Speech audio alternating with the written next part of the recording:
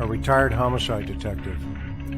I've interviewed thousands of people, from serial killers to ministers. Welcome to the interview room.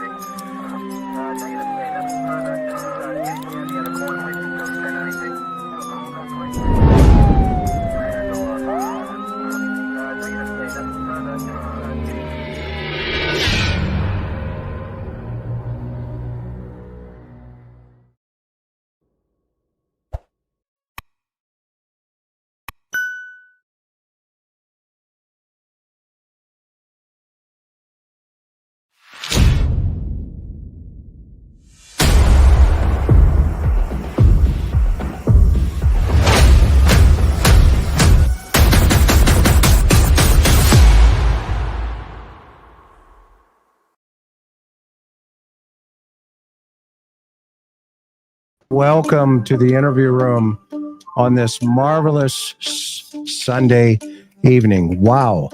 Take a look at the panel in front of you. This is going to be a great night, and we are so grateful to you, to each and every one of you, for being here this evening. A big thank you to Miss Sophia out of the hospital, doing great, running the team. We love you. We're grateful for you. Mimi J, too.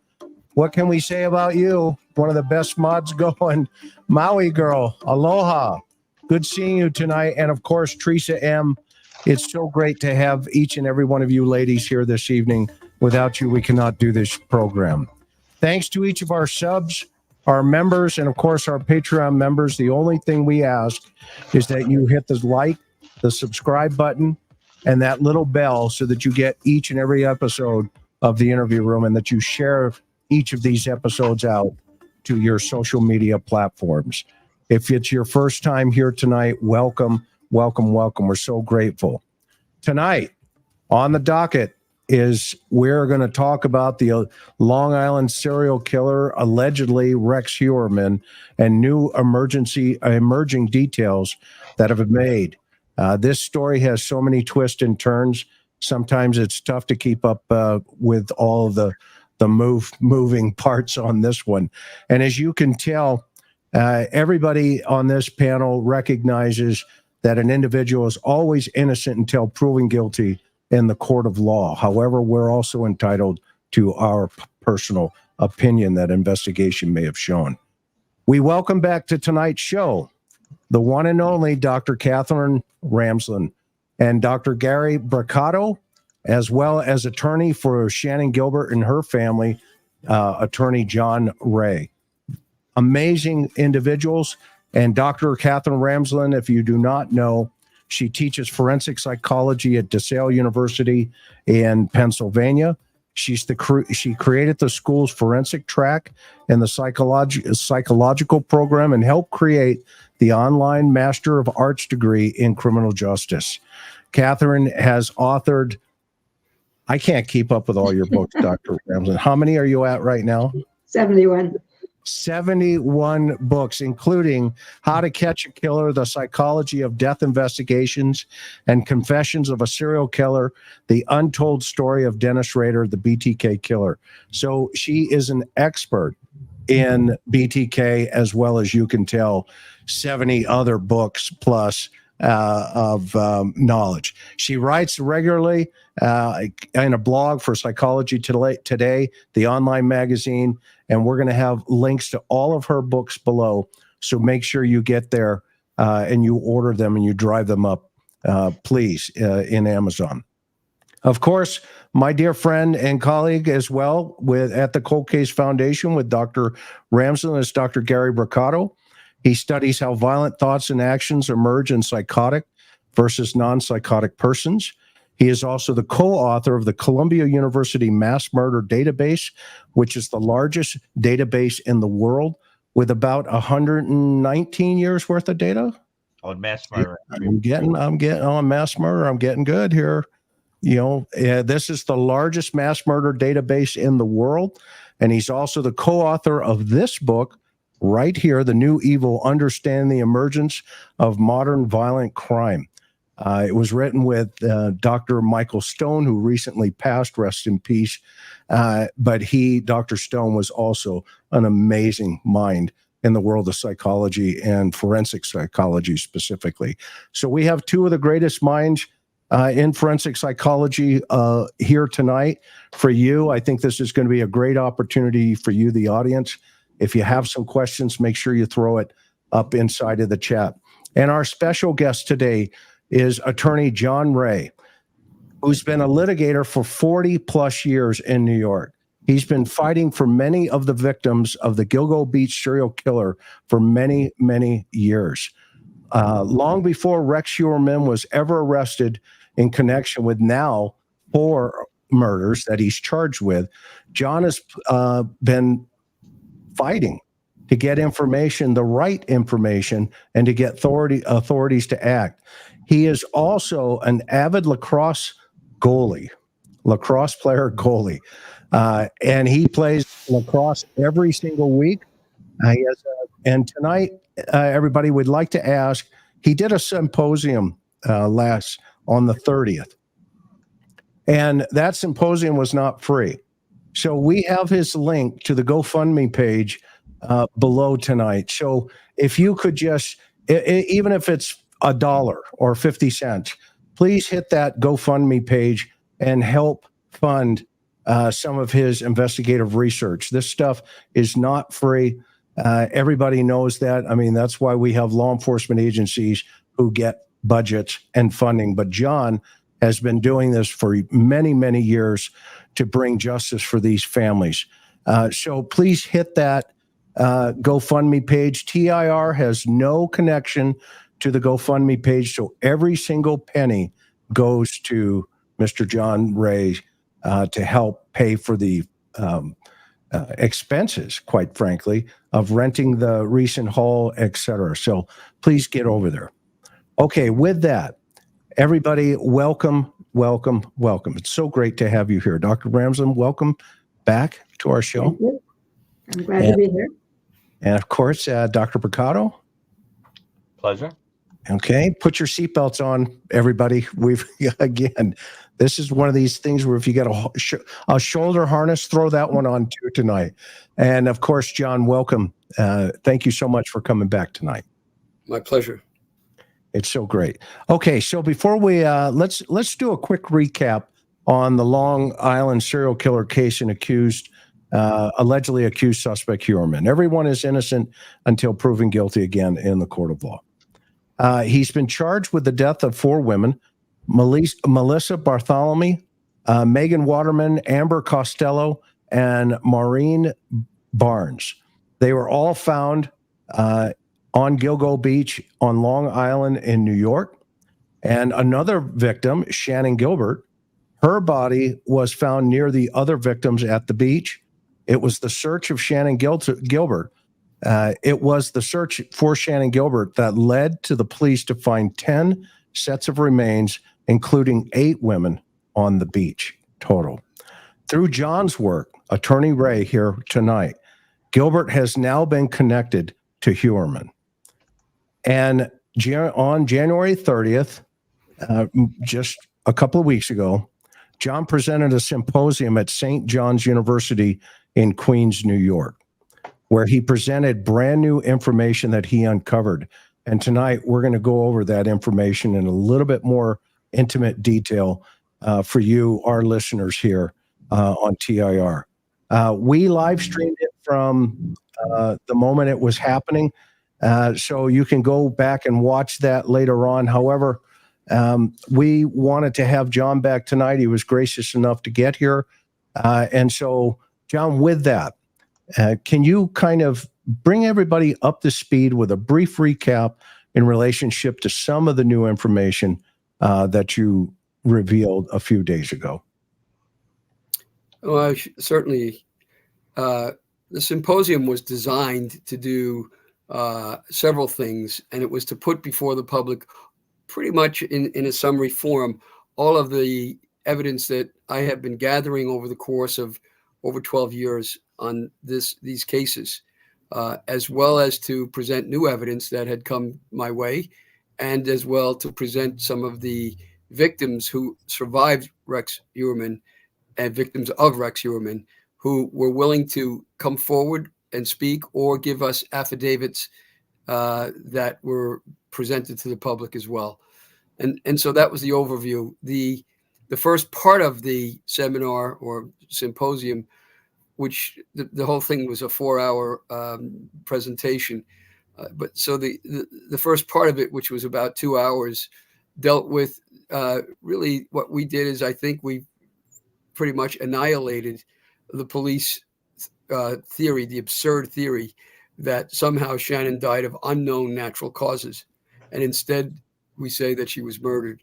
Just the presentation alone, together with the videos that we showed and slides, anyone who saw it would say the same thing that I just did. That was the first part. The second part of the symposium, I revealed new information that had come to me regarding Åsa Ellerup and her claimed alibi along with her children to where she had claimed she had been in Atlantic City when the disappearance of Maureen Brainerd Barnes took place.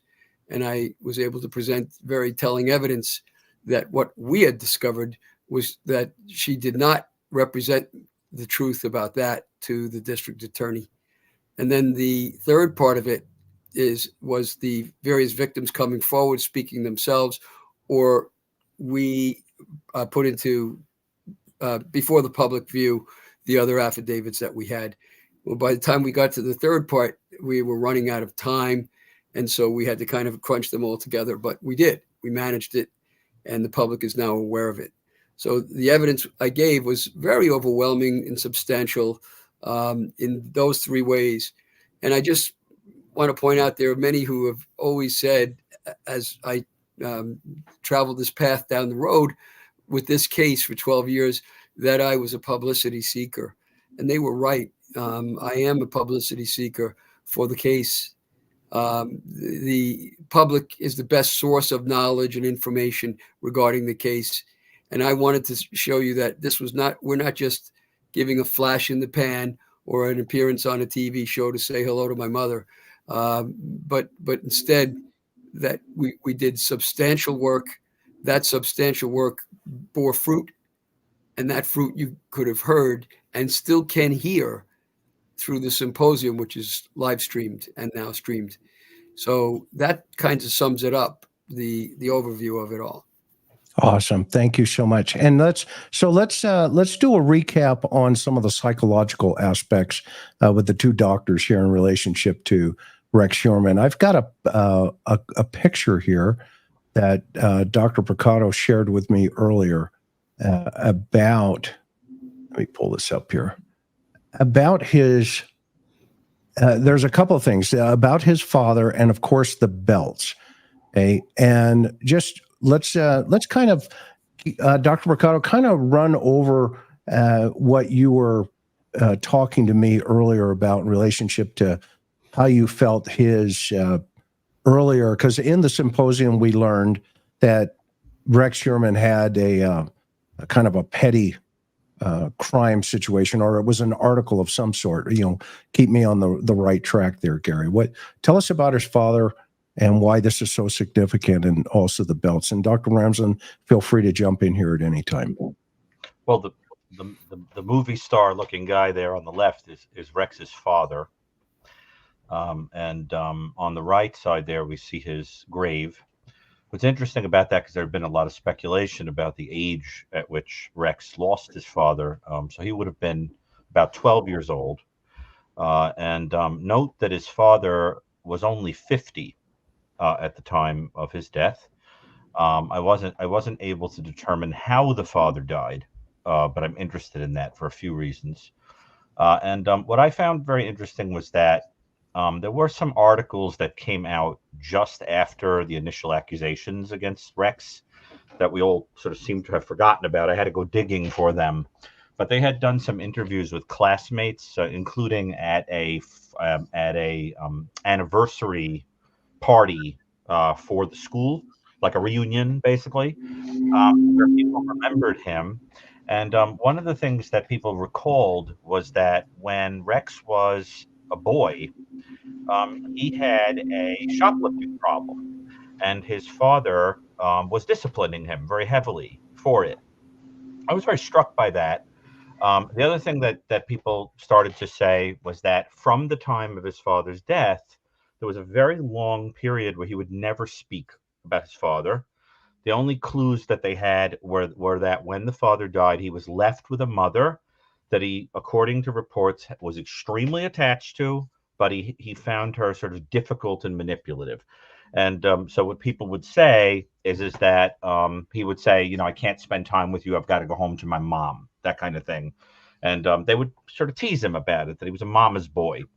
So that's very interesting, too. Now, later in life, he starts to tell a very idealized story about his father, that his father was some kind of aerospace, you know, genius, and that his father was a cabinet maker who spent time building with him and all that.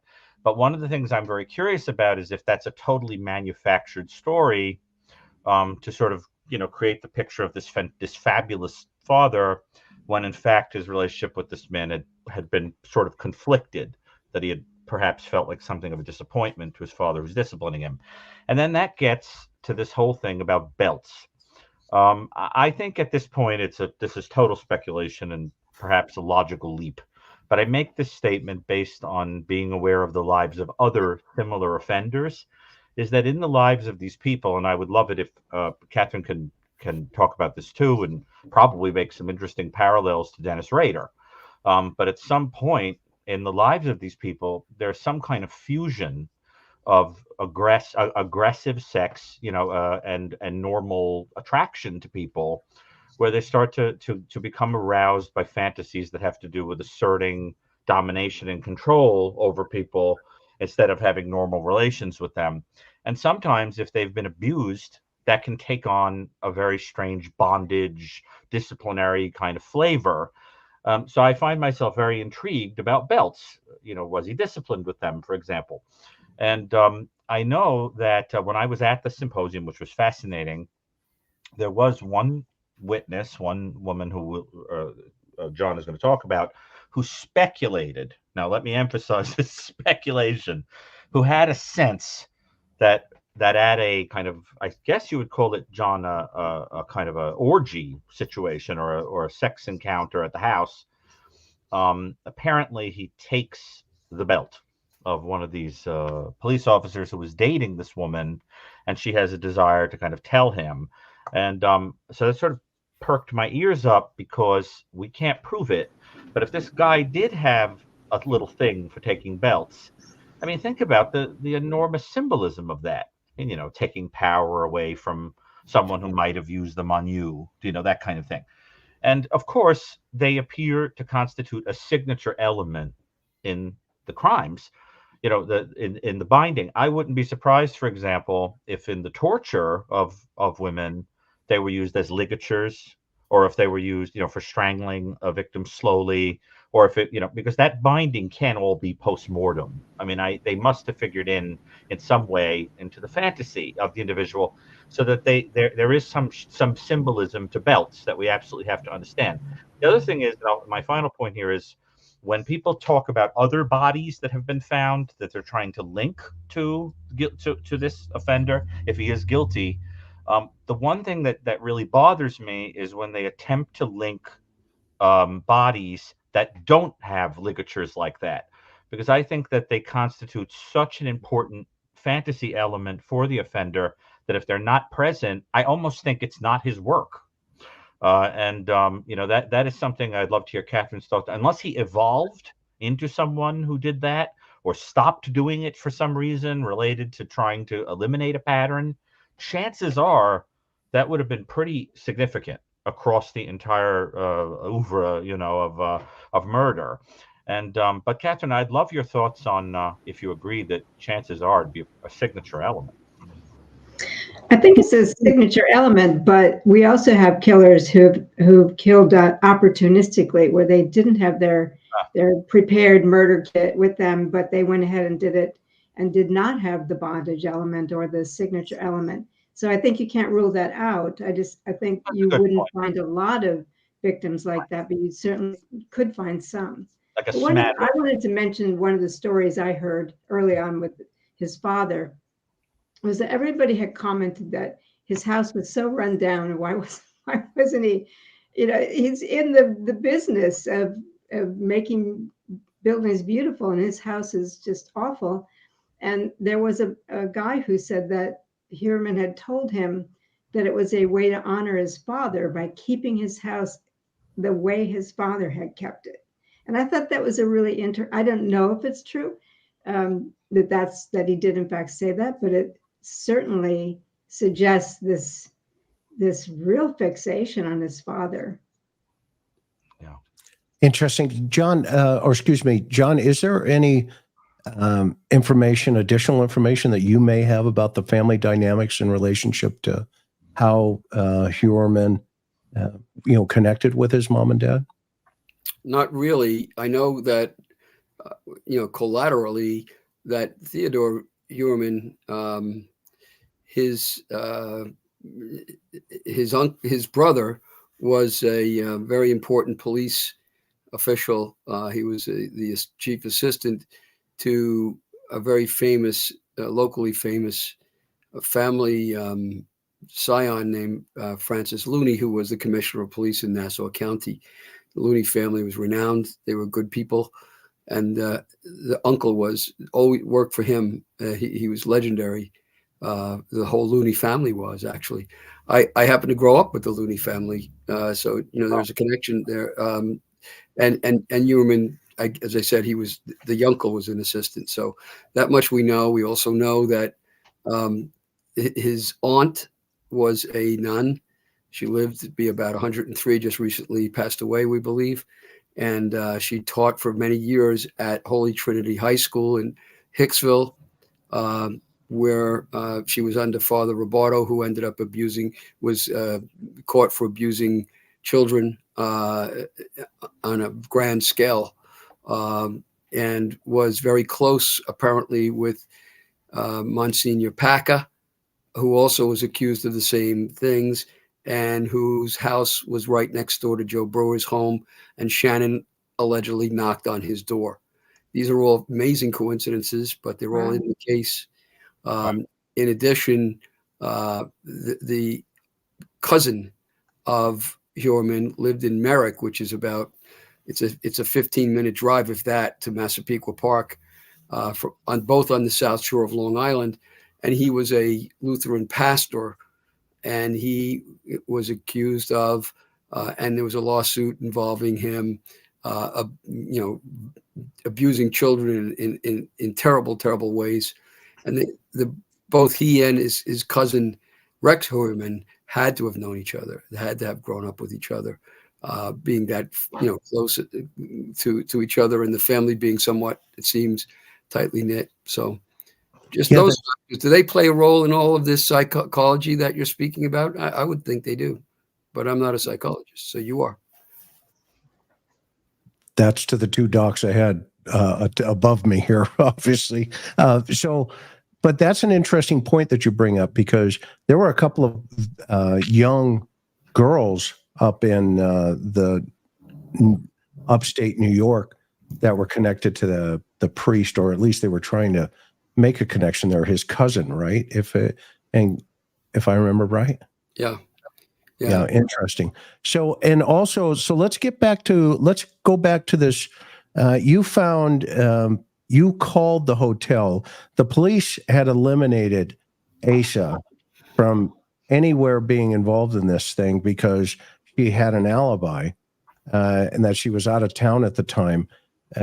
And apparently there were hotel receipts or credit cards or whatever, but you questioned that and help the audience understand what knowledge you may have uncovered in relationship to that. Well, the district attorney has steadily maintained that Asa Ellerup and her children, Victoria and the son, her son, always had alibis for the 4 Gilgo girls who disappeared. as to the dates of their disappearance.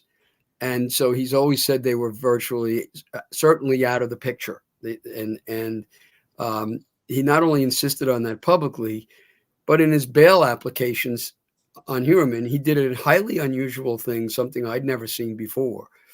And that was he put a whole section into the bail applications, of which there were 2 applications, that where he set forth that Åsa Ellerup and the children were not there when these girls disappeared. They were not in Massapequa Park. They had alibis.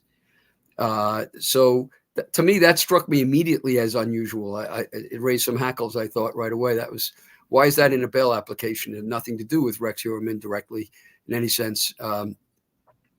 So we had that. And in the second application, he went even further, and he put in a monthly statement from Bank of America for August of 2007, which covered the transactions in July of 2007. And he put into his application that the Ellerup family, other than Rex, were not present in Massapequa Park. They had an alibi. They were in Atlantic City on August 9th, 2007, when Maureen Brainerd Barnes went missing. And he went out of his way to point this out, showing a monthly statement wherein you can see the transactions that took place in the hotels that were entered into by the family in July of 2007. He also said he wrote that this completely eliminated them as suspects. And he wrote that the 2 sources of knowledge that he relied upon for that conclusion were the monthly bill from 2007, number 1, and then number 2, Åsa Ellerup's statement herself to him. Those were his 2 sources for this belief. So when I saw the second application and my hackles went up about putting this kind of information in a bail application when it was not Ellerup's application, I started studying it. And then I noticed something very odd. Instead of saying that she was gone from July 6th, which is the claim, until July 16th, which is the claim, he says in the application that she and her family were gone on or about July 6th to on or about July 16th. Now, those are fudge words that lawyers typically use when we're not certain of the exact date. So we say on or about such and such a thing happened. It typically appears in a pleading, that kind of language. It does not appear in an alibi setting, because alibis, you either have them or you don't. You're either there on that day or you're not. It's not on or about. Why would those phrases be in this application? I said to myself, something's wrong here, because these girls disappear on certain dates, but you don't know when they're killed. And remember that Rex Heuermann is a torturer. He loves torture. You know that because you can look at the kinds of porn that he's looking at. It's much of it is vicious torture porn that he's into. He's into torture. Now, you don't torture dead people. You torture live people, or you don't have the fun, as they see it, of torturing them. And so you keep them alive as long as you can to continue your delight. And so we don't know when those girls, they disappeared. Yeah, but we don't know when they were murdered. So was the alibi really applicable or not? It was hard to say. And then I thought something else, which was that these girls' bodies, we don't know when they were placed where they were. So you don't know about the end date alibi date that were given for these people either, whether or not the bodies were moved later on. But we do have now, we know that Åsa Ellerup's hairs appear on 2 of the women, one of them on a belt, and Victoria, the then 14-year-old, 13 turning into 14, what right then at that time, her hair also appears on the head of one of the victims. So we put all that together. I said, something's bothering me about all of this. And so I looked at the bill, and the bill had for 3 hotels, starting with the flagship hotel in July, going down the list. There were 3 hotels, and they each had an entry saying that the arrival date was such and such. On the first hotel, the arrival date was July 6th. All right, which would then put her out of range of the disappearance, which takes place on July 9th. Well, the other entries had a similar entry for when they arrived, and the dates weren't making sense. They weren't meshing. So I thought, and I've never seen that on a bill. They show an arrival date for a hotel stay. So we called the flagship hotel.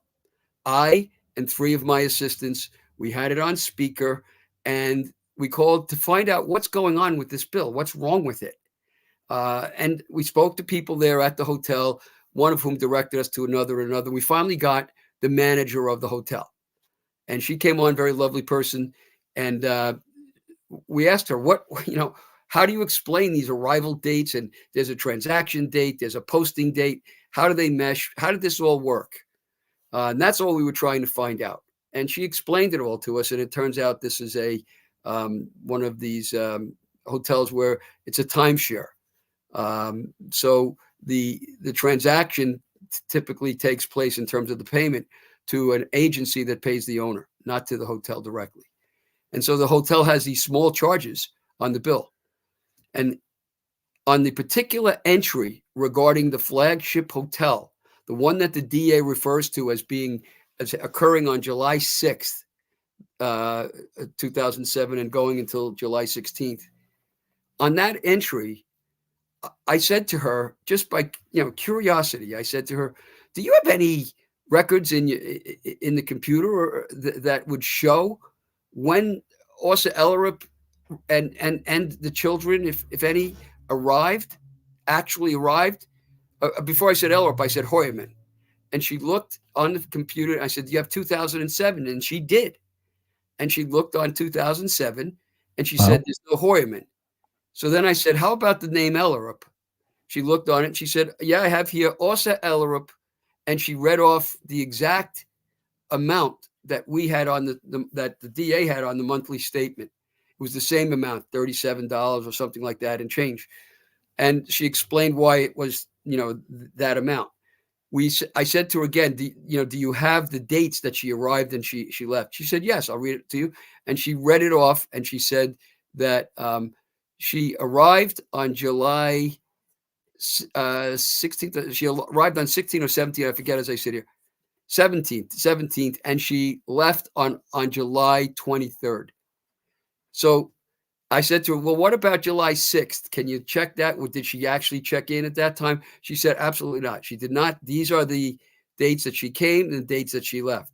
So I had to go over it all again, and I had to read us the amount because it matched the amount that was on the screen that we had of the DA's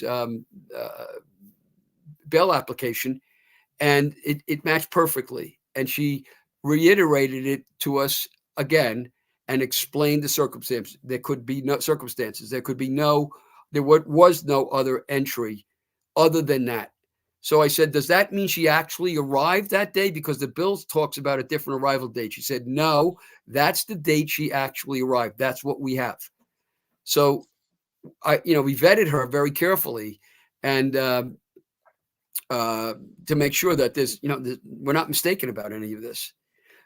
So now if we go back, if Åsa Ellerup is the one source that the DA mentions of the alibi, she's not telling the truth to the DA. That in itself is an important problem here. It's also a problem that if she's not telling the truth, but she misrepresented that that's the time she was there, then she is attempting to assert an alibi that does not apply. Which means then why is she doing that unless she was there? Interesting. That sums up the bill situation. I'm not the one. I just did that by sheer accident, but by investigation, but due diligence, but accident, because I'm looking into a whole different side of this case. Now, keep in mind one more thing, and I'll stop because I guess I'm going on. Keep going. No, you're fine. And that is that her lawyer is Robert Macedonio. And Robert Macedonio went on Fox News to explain what the issues that I just raised.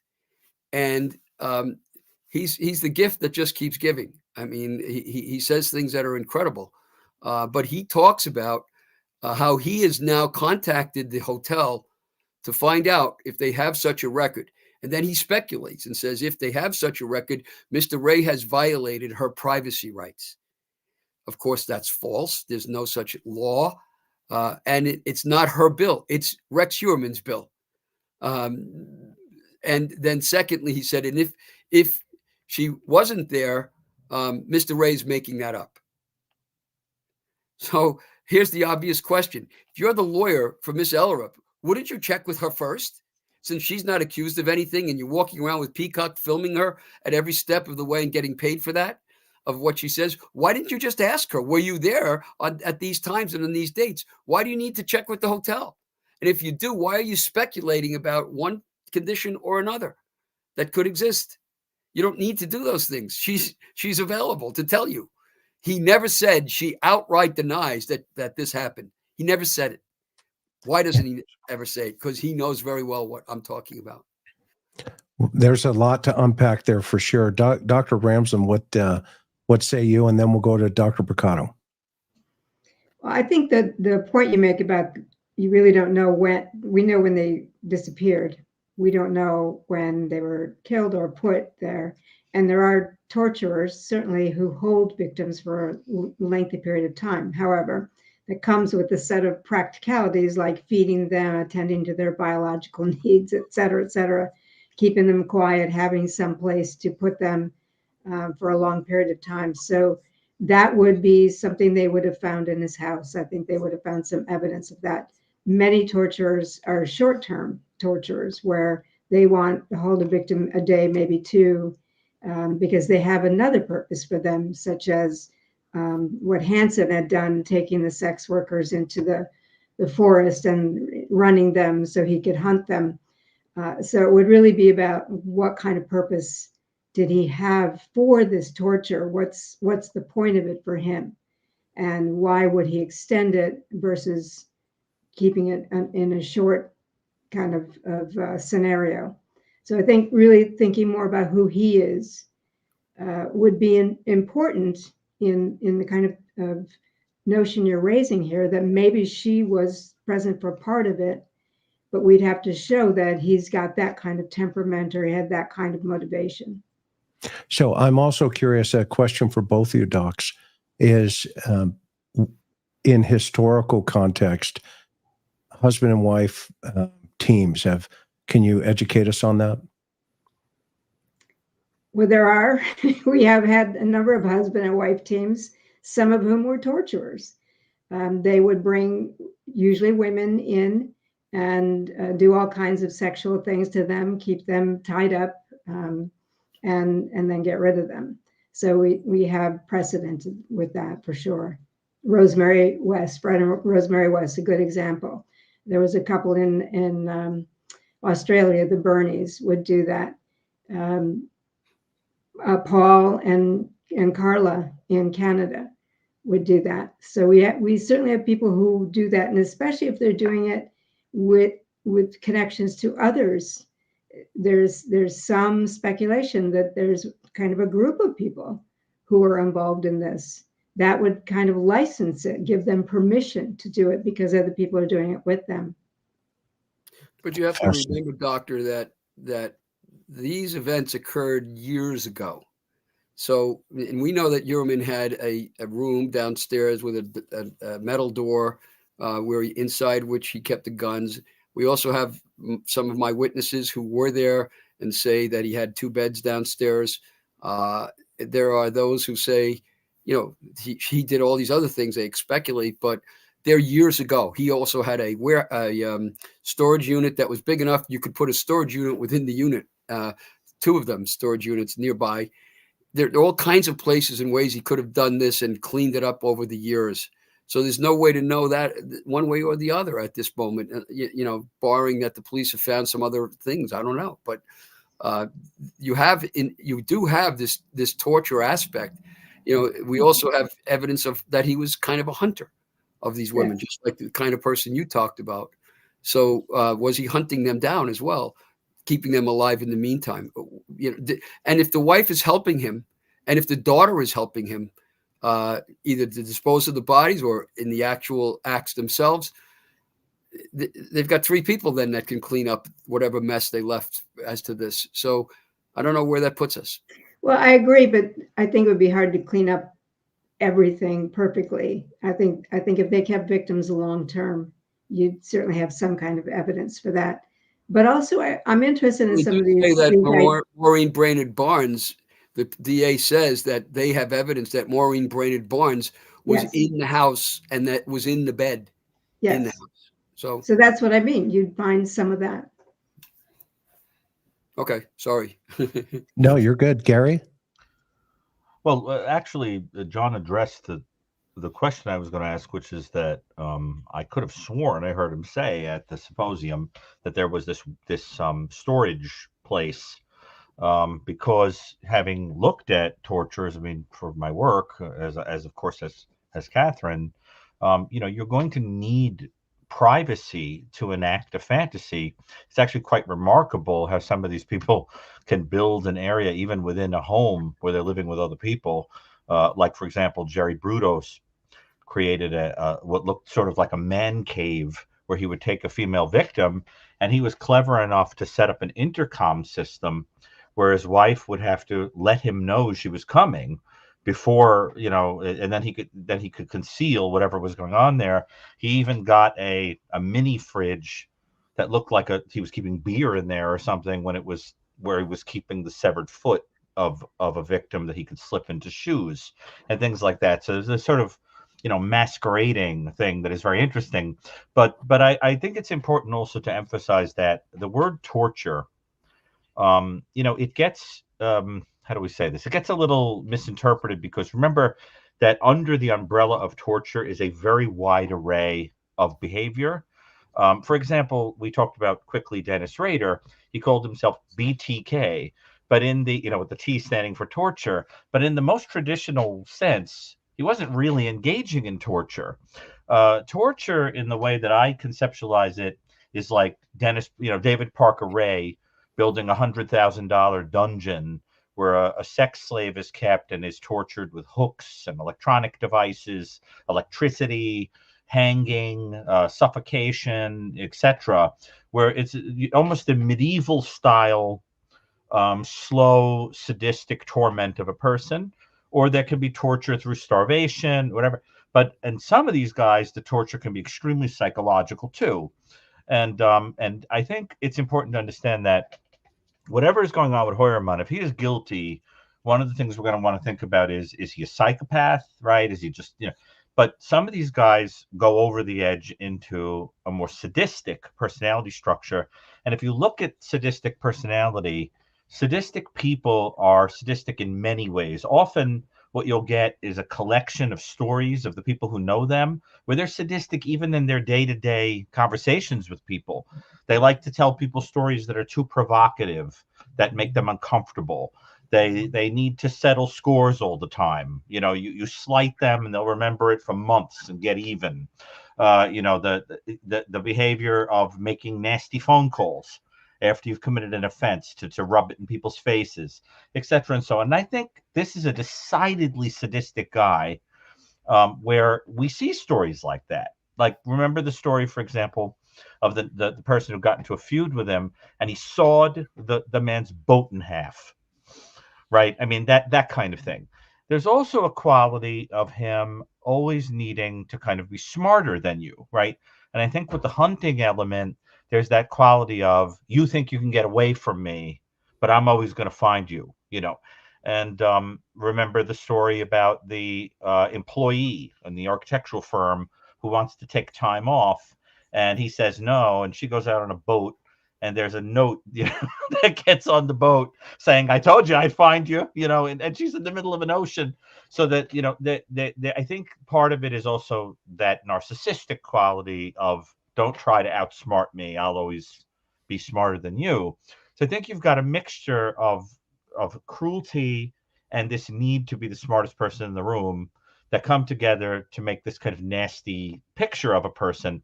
And then we have to imagine, how would that manifest with a person that you're holding, right? I mean, what are you going to be doing to them? And you could imagine saying horribly humiliating things to them. Saying things like, you're just garbage. Nobody's going to miss you. You're a, expletive, a horrible, misogynistic language, etc. And then there's going to be some kind of a torture, physical torture of these people mixed with sex. And I think, do we know, John, these bodies, they're so deteriorated that we actually can't see what was done to them, right? Well, there's no markings, indications of lashes or anything like that, to my knowledge. Or are there some remains where we can see what was done to them beyond choking, for example? As for the Gilgo 4, as they're called, right. I don't, nobody knows dispositively except the police about what they found, because to this moment, the police have not released, nor the DA have released any of that information. For what little I do know, I mean, there appears to be strangulation. It was a common theme there, and or suffocation. It had been put out by a former police commissioner by way of the grapevine. He put it out that one of them had their underwear stuffed down the throat, but we don't know if that's really true or not. But strangulation, and in Shannon Gilbert's case, there's a hole, direct hole, 3/16 of an inch hole through the base of the hyoid bone, and through the base from one end to the other, which is unnatural. Why it's there, but more than that, I can't say. Well, go ahead. Well, I was just going to say that we had done on a previous show is we talked about a woman who had alleged that she had gone on a date with Rex, and he was something of a boaster and a talker and so forth, and to be provocative in the way that I'm talking about, he starts talking about that his favorite serial killer. He talks about the Hillside Stranglers being his favorite. And it's a very interesting choice because, again, strangulation, a little bit of torture as they progressed, the Hillside Stranglers, but is also the quality of working with somebody else where you're not working alone, which is kind of interesting. But the most interesting thing to me is that what happened to Kenneth Bianchi? He lost his father young, was left with a mother that he considered a kind of harridan that was, hard on him. And then what happens is, because his father had died of a pulmonary disease, he develops this excitement about the idea of getting to arbitrate who is going to live and die by strangling them and causing the breath to leave their body. So that for this guy who to this day claims, he's innocent, there's this fascinating psychological development where there's a significance to strangulation that's very tied to what had happened in the death of his father. And but I thought that if that story was true, it's extremely telling. I think the favorite serial killer that an offender has is a very interesting thing. Tells you a lot about who he was studying, what he was excited about, how he saw himself. Bianchi was a very nice-looking guy, who very different than Herman. He was a sort of a Ted Bundy type, slick, attractive. Sort of strange for him to think that he's like him. He's very different. Wouldn't you say, Catherine? Is this sort of Well, I think he's thinking more internally what he's like in his perceptions and his sense of it. I'm sure he didn't think that they looked alike, but he like a kindred spirit, more of a thing. That's who I want to be. Yeah, I wonder if he wrote him a fan mail. If you're just joining us tonight, as you can tell, we have an amazing panel here. Dr. Ramsland, Dr. Brucato, and Attorney John Ray of our Shannon Gilbert. The one thing that I find, and by the way, all the links for their books and to help, there's a GoFundMe link. It's going up in the chat as well as below to help John, continue on with his investigative arm of Shannon's case. But the Gilgo case as a whole now, because what I've always found interesting is, and John, you were saying this before anybody, look, I can't say for sure if the wife or the daughter's there or whatever the circumstances are. But now there's evidence, there's DNA evidence that is saying, look, this hair belongs to this person. This hair belongs to that person. Okay? And the belt is somewhere connected, or at least, theorized right now from investigative mode that, the initials could be his father. And what's in the symposium where I was blown away, you bring in 4 more witnesses who had contact with him. The first being a young lady by the name of Taylor. And she, tell us about her contact and the information that she provided on an affidavit.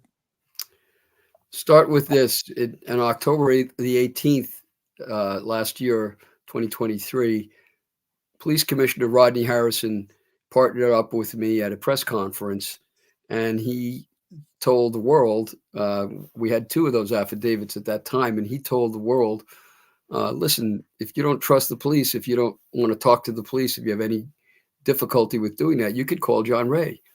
And so not only did I have those 2 witnesses who had already called me, but once he made that announcement, thereafter, the phones were ringing constantly, persistently anyway, with people who wanted to talk to me about Rex Heuermann, other people as well, about other cases as well. And of course, I had to go through the fairly grueling process, which requires patience to listen to people who called and weed out those who were maybe credible, but not able to establish themselves rationally, or those who seemed not credible but might have had something happen to them, and then finally strip it down to those who were credible without those problems. And that's what I did. So it's really more than 4 people that stand in that category with me. There are 3 instances, for example, where 3 different people indicated that Rex was using a handgun, that he had a handgun. So, if do you credit them, do you believe them or not? That's up to you. But all 3 of them seem to indicate the same thing. But as for this Taylor that you asked me about originally, I gave you that background there. Yeah. She was a very pretty young lady who had a cocaine addiction at a very young age, and she was working as selling shots in a bar. And some fellow arranged with her to meet this man named John. And Rex tended to use very simple names, common names like Matt, John, Chris, that kind of thing. Chris. Yeah. Right. That actually was fun because John's in it, Go ahead. But anyway, he tended to use these kinds of common names. And so she met him, and he took her to a place in Philly where it was kind of a furniture absent room in a condo kind of a setting, and wanted her to, she had to strip down, and she had to keep walking around while he engaged in fantasies about children that she knew, about young girls and boys that she knew. And he apparently, enjoyed that for some reason. And she was able, finally, she began to realize that things weren't so good in the situation she found herself in. So she eventually got out of there. And she had a taser in her pocketbook, and he came barreling down the staircase when she tried to leave and try to block her, and she put the taser to his throat, and he let her go. Now you say, why would he let her go? He kills girls. But if you know that he's had hundreds and hundreds of sex workers and girls who were, troubled and so on, hundreds of them. And I mentioned that, I might add, last August, when Ellerup's lawyer and the children's lawyer, they held a press conference to say they wanted to raise more GoFundMe money for them because they were poor, and which was turned all out to be false. But I held a counter press conference in which I said that I had a witness that told me that Ellerup was involved in all of these girls. She knew about them. She was present when they came to service him. This one girl had serviced him over 20 times. And she was even able to describe how Mrs. Ellerup chased one of the sex workers across the front lawn because she thought that the woman stole her iron, and created a scene on that. And I was widely said, well, yeah, how do you, we don't even believe him. He doesn't really have the witness. He doesn't have anything to prove all that. I had the witness. I had spoken to her for hours and hours, and I have evidence of what she told me. But now you can see the DA himself says in writing that in the last 2 years alone, he's had hundreds of phone calls with sex workers that he's seeking. And so when you put all of that together, I mean, how do you avoid that Mrs. Ellerup is in some way involved? And perhaps I lost my train of thought on your question, but those are facts that tend to support Taylor in what she said, because he allowed many of these women to escape. He only picked certain people that he killed. Okay, and we're gonna stay on that track for a second. So, Dr. Brucato, Dr. Ramsland, I'm just biting at the bit, waiting to hear what you're going to say about, we've got an offender here, based on this witness saying he lured me up there, or I went up there, but when he got me there, it wasn't how the game played out, but it was almost quickly turned on her. What's going on upstairs with this guy? Well, there are a couple of things that I want to ask about. I mean, one thing that I feel there isn't enough emphasis on with this guy is that he certainly seemed interested in children. And this story has the ring of truth in terms of, based on his search history and so forth, that it isn't shocking. And I have wondered, I don't know if anybody has said it out loud, but I can't help but wonder if the petiteness of the victims has something to do with enjoying the fact that they are childlike. And then we start thinking about, why is the minor daughter's hair on the the whole thing starts getting very disturbing with the porn search history, that this guy at least sometimes is aroused by children if he's guilty, right? So that's the first thing. I remember I thought that I saw this witness at the symposium. She was taller than I think a lot of these women would have been. John, she was not a tiny woman. She was very thin, though, and she was wearing high heels, so you have to take that into account. But that's true. But keep in mind that many of his porn sites referred to things that seem to reflect upon the image of his own daughter. Mm-hmm. Red hair, a certain age. Mm-hmm. Take a look at them. I'm not good. I never looked at any of the sites because I don't want to get arrested for what he did. Even in my private investigation, I'm not crossing that line. Right. So, but look at the titles, and you can see that, and look at the girl's picture that was found downstairs, talking about evidence, doctor, that of torture and that sort of thing. This big blow up picture of a girl that looked a lot like his daughter, with black eyes, and looked like she had been very badly abused, that he kept as a portrait of some kind downstairs. Yeah. So disturbing. When you said that disturbed you, add that in, and it really disturbs you as to what he's doing. And his wife knows about all this and lets it happen. How could that be? Dr. Ramsland, what's your take on this? I remember the first day he was arrested, and I was reading the description of the victims, and that's what I immediately said. They're all very small women. He would be a big guy to almost any woman, but you can see they're all, like around 5 feet, and lightweight, thin. They are childlike. They are the size of children, and I think that really does. And I think some of the pornography was about children. So we have to think about that. We see it with Rader. Many of he made hundreds of drawings. Many of them were of young girls.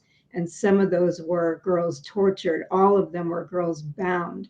And so I think that sadistic sense is that, who can I dominate easily? It would be small women Or there was a sex worker who was male, who was not that far away from the Gilgo Beach 4, that might have been mistaken for a small female, because he wasn't that big either. So he could be in the group, in my opinion. That's a good opinion, and I can I second that, in that we know that Rex Heuermann had, if we believe the witnesses that I brought forward, he had a very determined interest in it. I think the porn supports it, in men as well as women. Yes. And he was having sex with both. So, you know, people saying, well, perhaps he killed the Asian male, the unidentifiable Asian male, because he mistaked him for a girl because he was a cross-dresser. He didn't need to mistake her for a girl. He was into men as well. But I think the size of him, yeah, I think Right. the size counts, because he also was slender.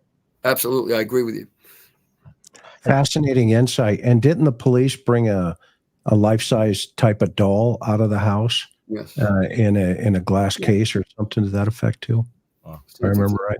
I hope it was swabbed.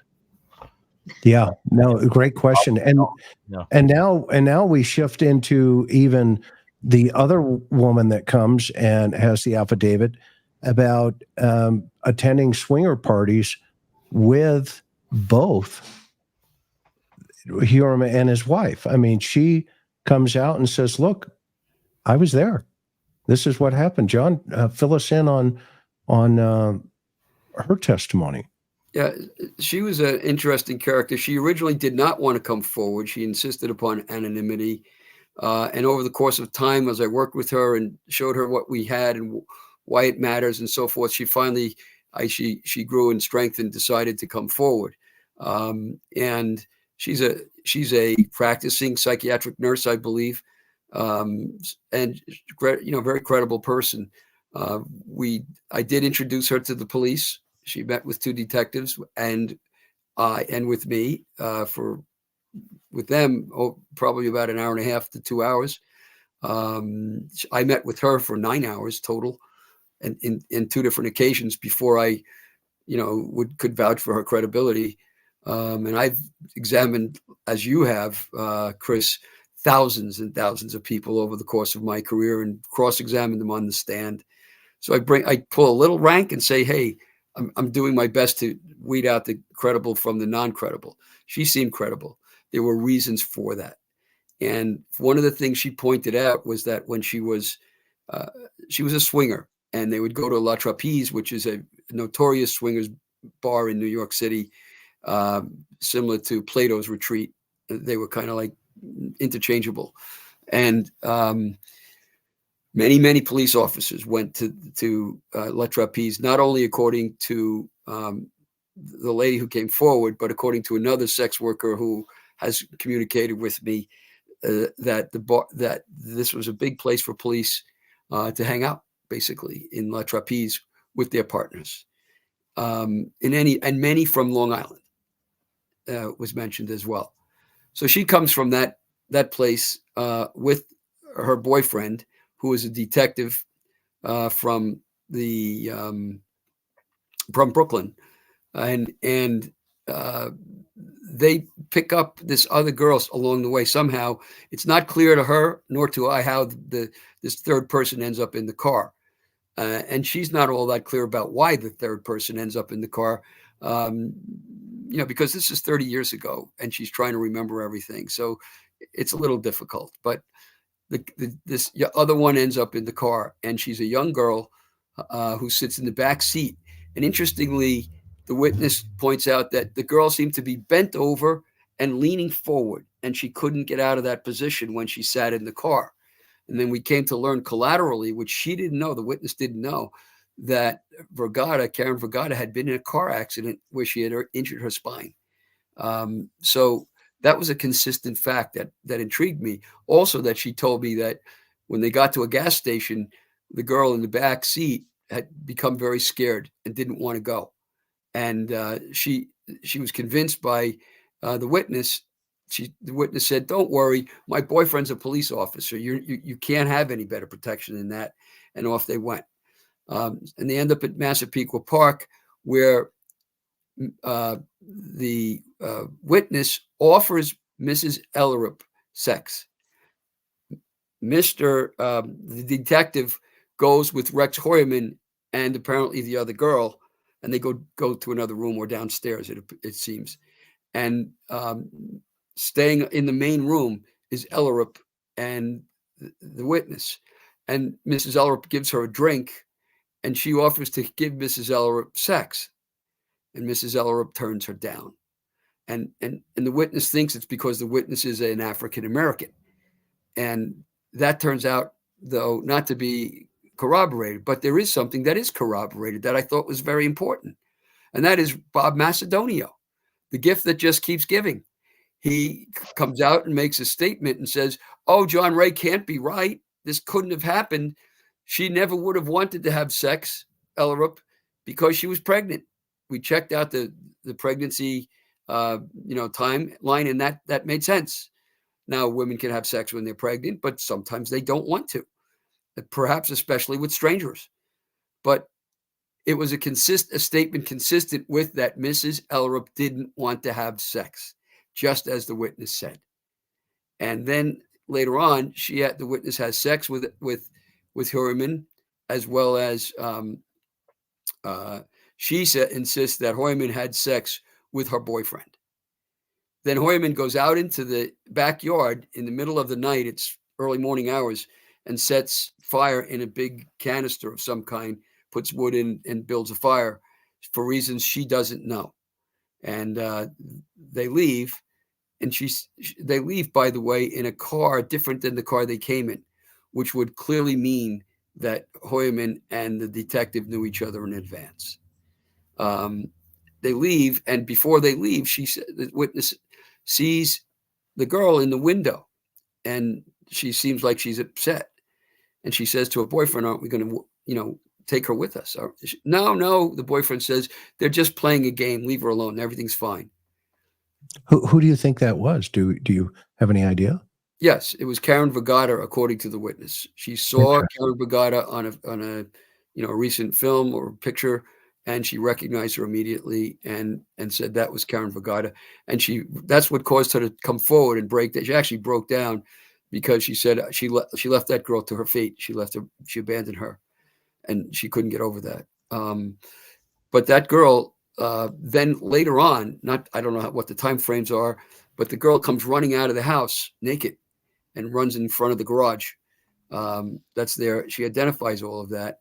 And her boyfriend then, I think what happened in between was the boyfriend was missing his belt and had to go back and try to get his belt. And she doesn't remember. She doesn't think he recovered it.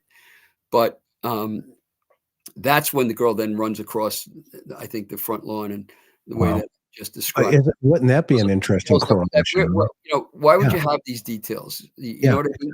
Minutia details that all of a sudden, 30 years later, are all correlating together. It doesn't make sense. I agree with you. Yeah. And there's one more detail, which was that she noticed that, by the way, the detectives that we talked to, I seem to believe, I had the sense that they didn't think there was a bar inside the house, the main house, because the witness said she thought the drink came from a small bar. It could have been a rolling bar. It could have been a bar, set up, but it was small. In 2010, Mrs. Ellerup sends a message to somebody that they're doing renovations inside the house. So that could have been when the bar was there and then gone, because this all happened in 1996. I don't know.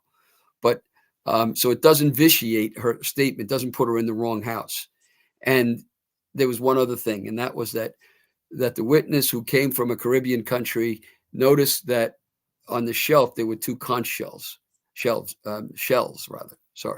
conch shells. And she remarked upon that and said, "Have you been to my country?" She said to Mrs. Ellerup. And so they conversed about that. So, of course, when the police get the inventory, I don't know if they see any conch shells, not likely since it's so long ago. But one thing I did see in the backyard in one of the films, and that was a ceramic tropical fish, a consistent motif with the conch shells. Not that that's real strong evidence, but it's interesting. So there you have it. Gary, what are you thinking? I just wanted to ask if, this whole thing of this woman with the taser, and he's got the house with no furnishings, and the woman running across the lawn and whatever. And I mean, I can't help but wonder if part of the thrill is giving the woman an opportunity to run a little or put up a fight or something, because it may be that the idea is to that in order for the victim to be, shall we say, the most dangerous game, to hunt, they need to demonstrate their intelligence and have an opportunity to move around. And the idea is that ultimately you're going to conquer them. If they're completely bound and so forth, from the get-go, there's a different assertion of domination. But I can't help but think that there's something about this "you can run and you can't hide, but you can't hide" quality to this guy. And so I wonder if they were let to run a little bit, or made to a little bit, to get the adrenaline pumping. I've certainly heard of offenders who do things like that. I mean, we talked about Robert Hansen, letting women loose in the forest and hunting them down. I just think that's another way that this person might have asserted dominance over people. But it's interesting to think, did they get away, or were they made to think that they had for a moment, that kind of thing. But Katherine, what do you think about that? I'm curious what your thoughts are on that. Oh, she's muted. Anyway. Well, I mean, maybe she was just running because she did get away. That is a possibility too. But I'm just curious if you've heard of cases where part of the thrill is allowing that. Certainly, because they collect those books. They want to fantasize about that, whether they actually come through and take that. It's very high risk activity, but whether they actually do it. But a lot of them want to believe that that's what they can do, that they can hunt and they can show their superiority and they can dominate, and then they can bag the trophy. That's all part of the fantasy. Right. Well, this occurs in according to the witness, on or about, because she's not sure, Valentine's Day. Oh. And so that's in February, and she's running around naked outside. So I don't know how far she could have gotten, but she, the interesting thing is that Karen Brucato was in jail on Valentine's Day, I believe, and she made a call to her father from the jail. And it's right after that. And our witness doesn't insist it was Valentine's Day, but it was about that time. We definitely have victims who run away naked because they've gotten away. They've jumped out a second-story window in the Burdella case. You mentioned the Harper Ray. Yeah, Harper Ray. Yeah, you mentioned that, where she ran away. So we have people who managed to get away, and it just looks like they couldn't possibly be thinking they're going to get away. They're naked. It's cold, but they do, because that's the only thing they can do. They think they're going to die otherwise. That's a good point.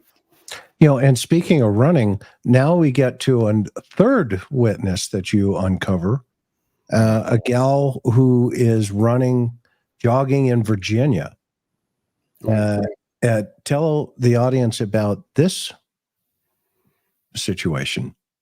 Well, this woman, a very sophisticated woman. She wasn't in sex work or anything, of that sort. She was just a jogger in a particular forest area, and she's jogging and she sees this man, and I think he's in the camouflage, and Huerman seems to have popped up in 2 or 3 other instances, or 1 or 2 others, where he's wearing camouflage as well. He is eerily, present and following her, scaring her the daylights out of her, and she takes off. She runs, and she's so scared by the way he approached her that, and she's a good runner, so she was able to, I guess, get away. And she never went running. She's just stopped doing it. She was that upset, and she was clearly able to identify that it was Huerman. She had no doubt whatsoever that it was him. And interestingly, he has, I think it was his grandmother, possibly, I forget exactly, one of his relatives had a house right in that area in Virginia. And there, if you go on, I think it's Murder Inc. Murder Inc. that site picks out a whole bunch of unsolved murders all around that area. So she's completely, paranoidally in fear. She will not come forward with her name. I have her name, but she won't identify herself.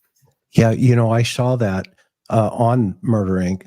It is fascinating, as well as the cases up north, and they're compelling to at least take a look at it. And I suspect you have obviously been pushing for years and years and years to get the big picture here with the authorities, but I suspect, based on some of the other things that have occurred here, the arrest of the chief and all this other stuff, that they've kind of lifted it. And maybe if we just kind of make it go away, it goes away. But then you have always kept it moving, because now I want you to tell the audience, and these are individuals that John, Attorney Ray, presented at this symposium on the 30th. And by the way, we got well over 3,000 people here tonight, so you have a full arena listening, and this will go tens of thousands of more people.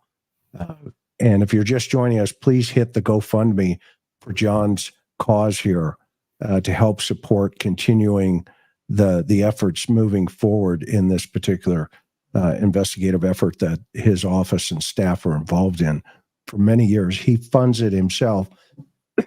So the least we can do is help him fund it by hitting that GoFundMe page.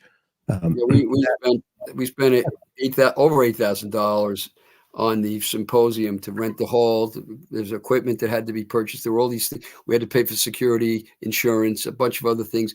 And I'm a small practitioner. I took this out of pocket, but we used the Magdalene Dismas Society that I formed for the people who are oppressed by, I say, buried alive by the system, by society, or in particular by the government, who need help. And it's through the Magdalene Dismas Society, that's the GoFundMe site you'd go to, that we're asking people to help us defray those costs that I had to lay out. The out of pocket for me in this case has been over about $50,000 in this time, with all the depositions we've taken and so on. So we could use the help, whatever you could do. So everybody, the link just went by in the chat. Please hit that link, because now, and this is why this is so important, the fact that John is now talking about 4 separate people, and we're going to talk about number 4 here tonight. This individual actually got shot. Tell everybody about that. This woman was a sex worker. She no longer is, and she was over on the west side of Manhattan, and a man that fit the description of Hoyman came up in a truck-like vehicle and asked her if she would what she would charge for oral sex. She told him. He said, "Get in the car." He asked her, "How do you like doing this work?" And she said, "I love it." And with that, he shot her. And she leaned forward because she was looking out the window on the passenger side of the car to tell him where to drive. So she was leaning forward at the moment that he took the gun and fired it. And she said it was an explosion that made her deaf inside the vehicle. And the bullet missed her, but skinned across the back of her neck. And I showed the scars to the audience of the scar. You can see the actual path of the bullet on her neck, and it goes out the window on the passenger side. She thinks the windows were open, so that might have, stopped the full effect of the explosion. But she desperately jumped across him. His window was open on the left side, on the driver's side, and she tried to grab the gun, and they were wrestling. As she laid across him, the car was moving, and he drops the gun, and it goes outside. The police recovered the gun, and we think they recovered pieces of the bullet, but we're not sure. The bullet type that the police described to her from the gun would have been an explosive bullet that only police could have in New York at that time. So she got out. You see this huge window, front window driver's side. She gets out of the window, falls on the ground, and he runs over her shoes, her feet. And for some miraculous reason, they don't break. The shoes get crushed, but the foot doesn't. And then some other sex workers call the police, and the ambulance came, took her to St. Vincent's Hospital, and that was pretty much the end of it. But she identifies Rex Heuermann. They didn't know at the time that would have been him when this happened many years ago. And I think it happened in 1994. I'm not sure exactly. I could be off by a few years, but just at this moment doesn't come to my mind. However, I'm not even sure what the date was, but I am sure in my notes. Anyway, so we've gotten the complaint number of the incident, but getting the police records has been a real task. We're struggling to do it as we speak. But the gun, she insists, was recovered, and she was treated at a hospital. So St. Vincent's is closed. So we're trying to get the records. Anyway, that's her story. Interesting. With the story of the girl, the sex worker who called me from Oklahoma, who worked in Flushing, and he pulled up with a gun. He pulled up in a car and pulled a gun on her, and made her run and play a game where he chased her, basically. And then there's a third person, and that's the taxi driver who gave us the affidavit back in September, who said that he showed up when she was called to pick him up. He had a gun. He pulled out a gun in the car. And so it's consistent with those things. Anyway. It's very interesting. I was a vice detective from 1984 to 86. And in about that, period of time, I ran into a gal. Her name was Frederica Goldstein. And Freddie, if you're out there watching this show, hello. She ended up in a car with a guy by the name of Ronald Porter. And we think in San Diego County at the time that he was, responsible for, when they nailed him on like one or two cases. But one of the gals that, the girls that I had, she disappeared one night. And I ended up going out years later and interviewing girls, and come to find out that Freddie had gotten pulled out of a car by patrol. And she wouldn't talk to anybody, but she called me, and I went out there and I wrote down the information that she provided me. Well, years later, I get a phone call, and it's from the homicide task force being led in looking at Porter. It says, "Hey, we've got your FI over." And by this time, I'd been transferred into homicide.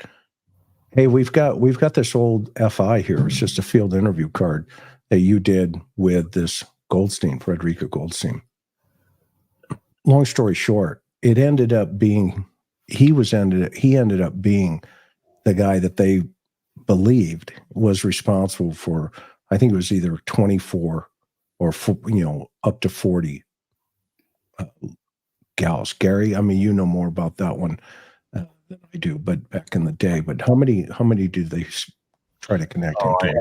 I think there isn't a definitive number, but it's just another one of these cases where you only can estimate, because it seems that you just rack up endless number. I mean, Chris, that some of these offenders they get into the double digits, and there are probably loads of attempts. People, there are partial encounters, people with their sexual assaults without homicide, people. I mean, it's just, and it gives you a sense of someone who is pretty nonstop. Whatever the motivation was for this, it was relentless.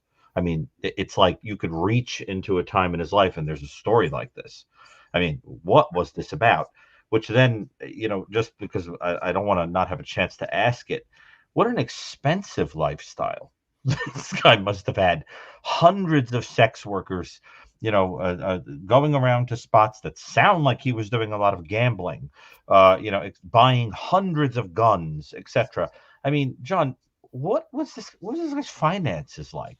I mean, he just seems like a creature of impulse. And, you know, Yeah. what do we Seems know to- about that? He seemed to have made a lot of money from the records that we've been able to look at, which are limited, but he seemed to have made an awful lot of money and spent it. And you know, in the same vein as when he was a boy and he was stealing things that didn't belong to him, he Right. was still doing that right up until he's arrested, because he had a tax debt of $81,000 and change for New York State, and over $250,000 for federal taxes alone. He and his wife, they had tax liens for that. So all the people who were giving to his wife because they felt that, you know, she was a victim and needed charity, you know, unfortunately, I think they misspent their money, because that money would go, if the tax people wanted it, to them, and not to Rex. Well, it really goes to Rex Human's benefit in direct proportion as it was given to his wife. But in any event, his finances were a wreck. From what we could see, he's involved in gambling, and you know, a lot of gambling. So what do you think happened to all his money? You know, that, and the scale of the solicitation of sex workers is stunning, actually. So, and he had to pay all those people, remember. And he also would, you know, if we credit what we've heard, he would hold out that to these girls that he would give them $1,500. It's a lot of money, you know, for an hour of sex. Especially then. And Yeah. One other thing that we sort of didn't get a chance to say it, and I think it's very important. I remember from the symposium was that the victim Taylor that you talked about, if I understood correctly, she became so afraid after the incident that her mother set up that phone calls would be transitioned from the daughter's phone to hers, and the mother was receiving those sadistic, you know, those weird messages from what was probably Rex or could have been Rex, in the same way that we see with one of the, you know, the people that he's accused of killing, and again, you wind up with that sadistic flavor of reaching out. You know, I know where you are. You know, you think you, because remember, the idea is she thinks she got away from him, Right. and then there are text messages coming. Right. Yeah. Saying, I want more of the same, right? So that I think, again, and then the story of, like, you know, randomly shooting somebody or making a woman run around a little, like you said before, you know, that it just sort of comes together to suggest that the hunt and the feeling that somebody couldn't get away from him was just as exhilarating as whatever physical torture was being done for sexual gratification. And I think it's just becoming clearer with every story that there is that element of I'm smarter than you, haha. So, but so maybe you could talk a little bit about those messages. I mean, just because it sort of it got glazed over a little bit in the Well, you know, we know that's a good point you're making, and that is, we know that he made taunting, filthy calls to Melissa Barthelomew's sister, and to one of the others. Now I forget which one. Terrible, vicious calls that he seemed to enjoy.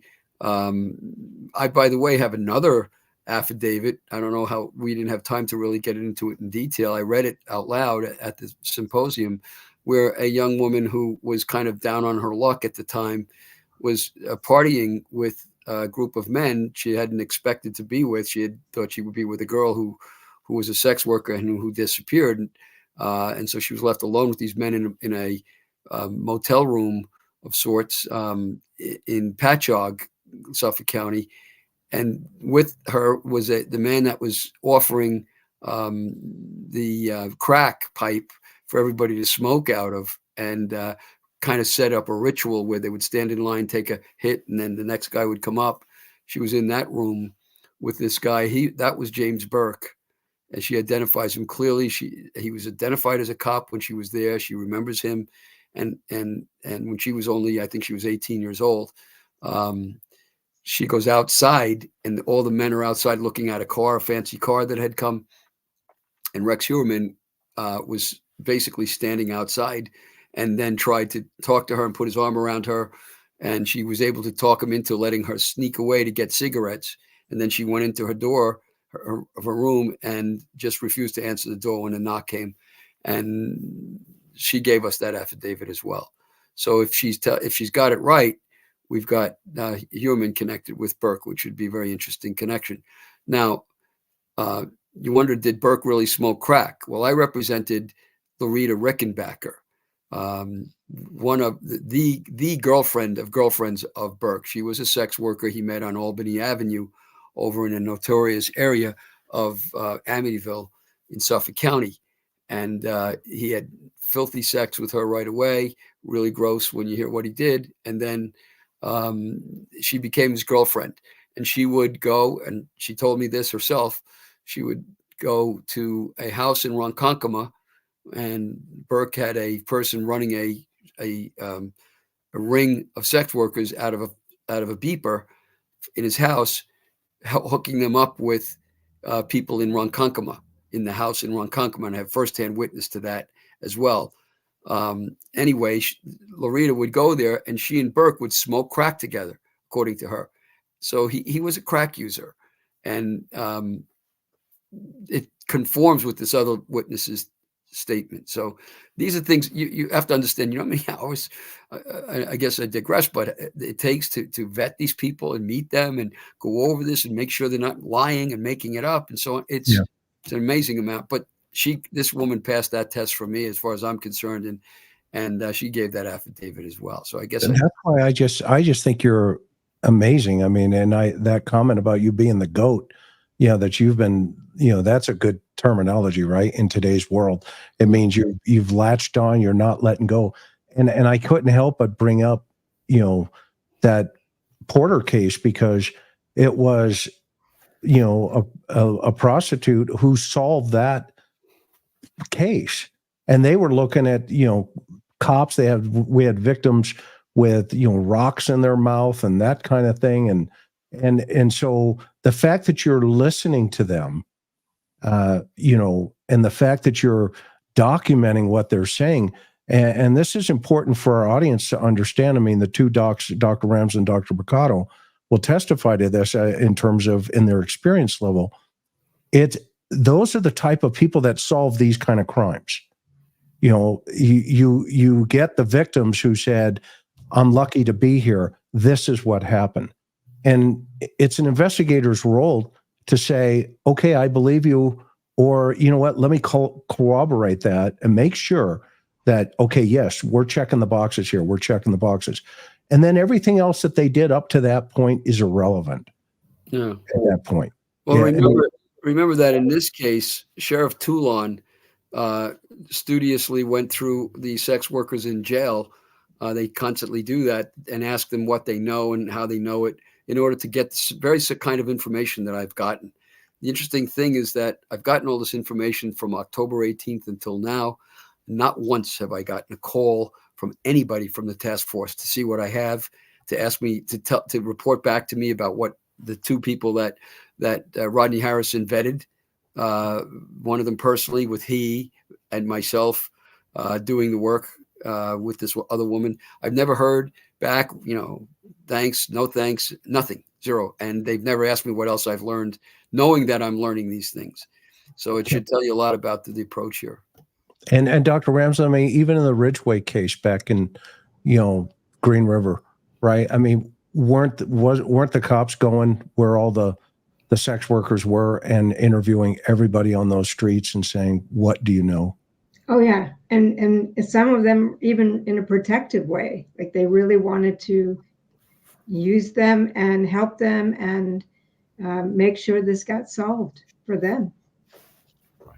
Yeah, and so John, I mean, you're to be commended, quite frankly. I mean, just you really are, and I know you've put your life's work into this, and so that leads us into Shannon Gilbert, and the conversation here. You showed some autopsy photo, which had never been seen before, and if folks want to see it, you can go see the stream that Attorney Ray has up. They've never been seen before in public, the photos.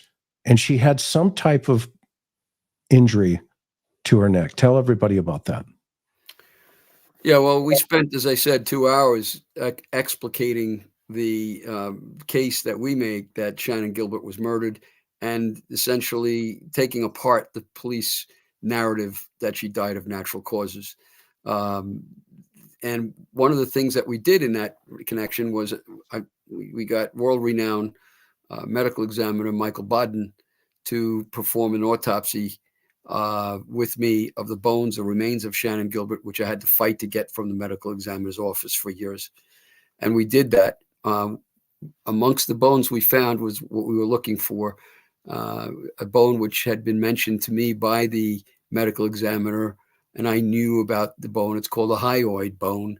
And a hyoid bone in women, when they're strangled, is typically the horns and the bone itself are fractured, because, you know, you go like that on the throat, and that's where the bone is.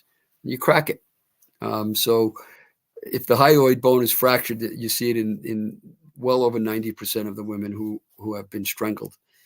So we look for the hyoid bone, especially because when I met with the ME years before, she had said that the hyoid bone had a little indent in it, and she hadn't paid attention to her own evidence because it was no indent. It was a hole right through the middle of it.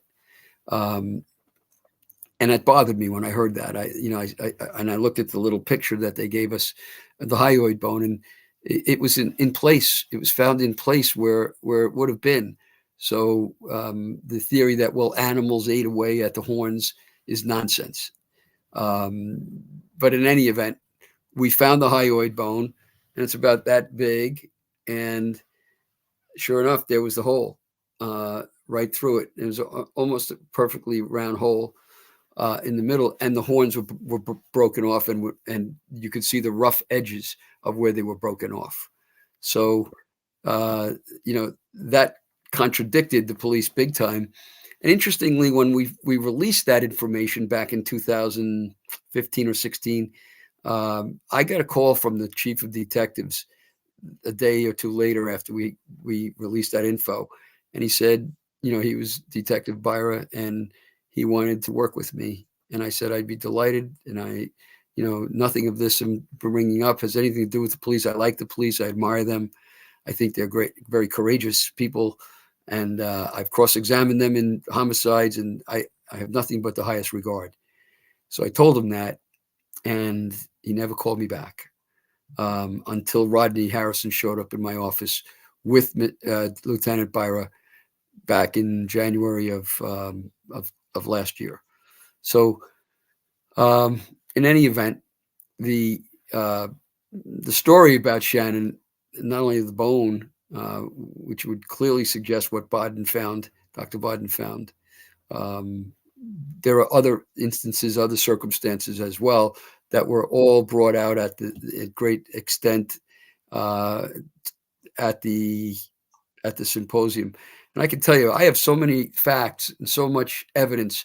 We couldn't possibly condense it all into the 2 hours that I allotted. It would take more like 8 hours to really discuss them all. I can't do that, obviously. But the interesting thing, by the way, is Bodden didn't come forward because, as he's been accused, he likes limelight cases. He's very famous. He's been in many famous cases.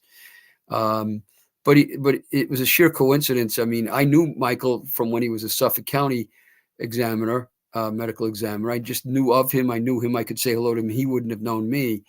But it turns out his brother Bobby, who worked on this particular case with us, was also his assistant. And Bobby played semi-professional football against me when I played for the Long Island Giants many years ago. And so we hit it off very well and convinced Michael pro bono to do the work because of that connection. That's how it happened. That's something else. I love the Rolodex. Yeah, don't you love a Rolodex, right? When it works out. Bodden is pretty extraordinary. If I'm not mistaken, wasn't he the one who came out saying that Jeffrey Epstein did not kill himself, that the neck injuries were consistent with somebody being murdered? I know he was involved in all kinds of cases, everything from O.J. Simpson to Phil Spector to etc. And he does have a tendency to see things differently. than other people, less experienced people, or people who are, don't know what they might be looking for. But I think it's the first time that he's looked at a case and said, "You've got it all wrong. This is a homicide," that kind of thing. So he's a pretty interesting guy. Yeah, he is. And in fact, in this case, he said in his report, he concluded that although it wasn't completely dispositive, that the death was consistent with homicide and not consistent with natural causes. Yeah. And he made those two conclusions. So, but that's just the tip of the iceberg of what we know and what we presented about Shannon Gilbert.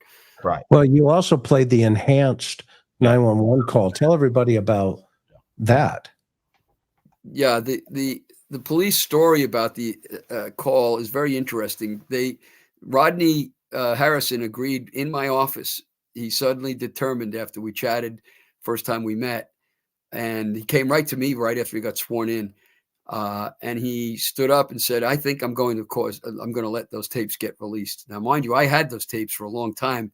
I won that battle in court over and over again. I had to go through appeals, and it was a mess, but I got the result. And when Rodney came here, the police had been fighting me relentlessly in the courts, claiming that Shannon was in an open, active, ongoing criminal investigation, and therefore they couldn't release the tapes. And that was a complete falsehood. There was no such investigation going on. And at the same time, the police said she died of an accident. So how could that be a homicide investigation? And that's why I got the tapes, but I couldn't release them. Rodney came to the office and said he was going to release them, which caused Lieutenant Byra and others to balk, literally, in front of me in my office.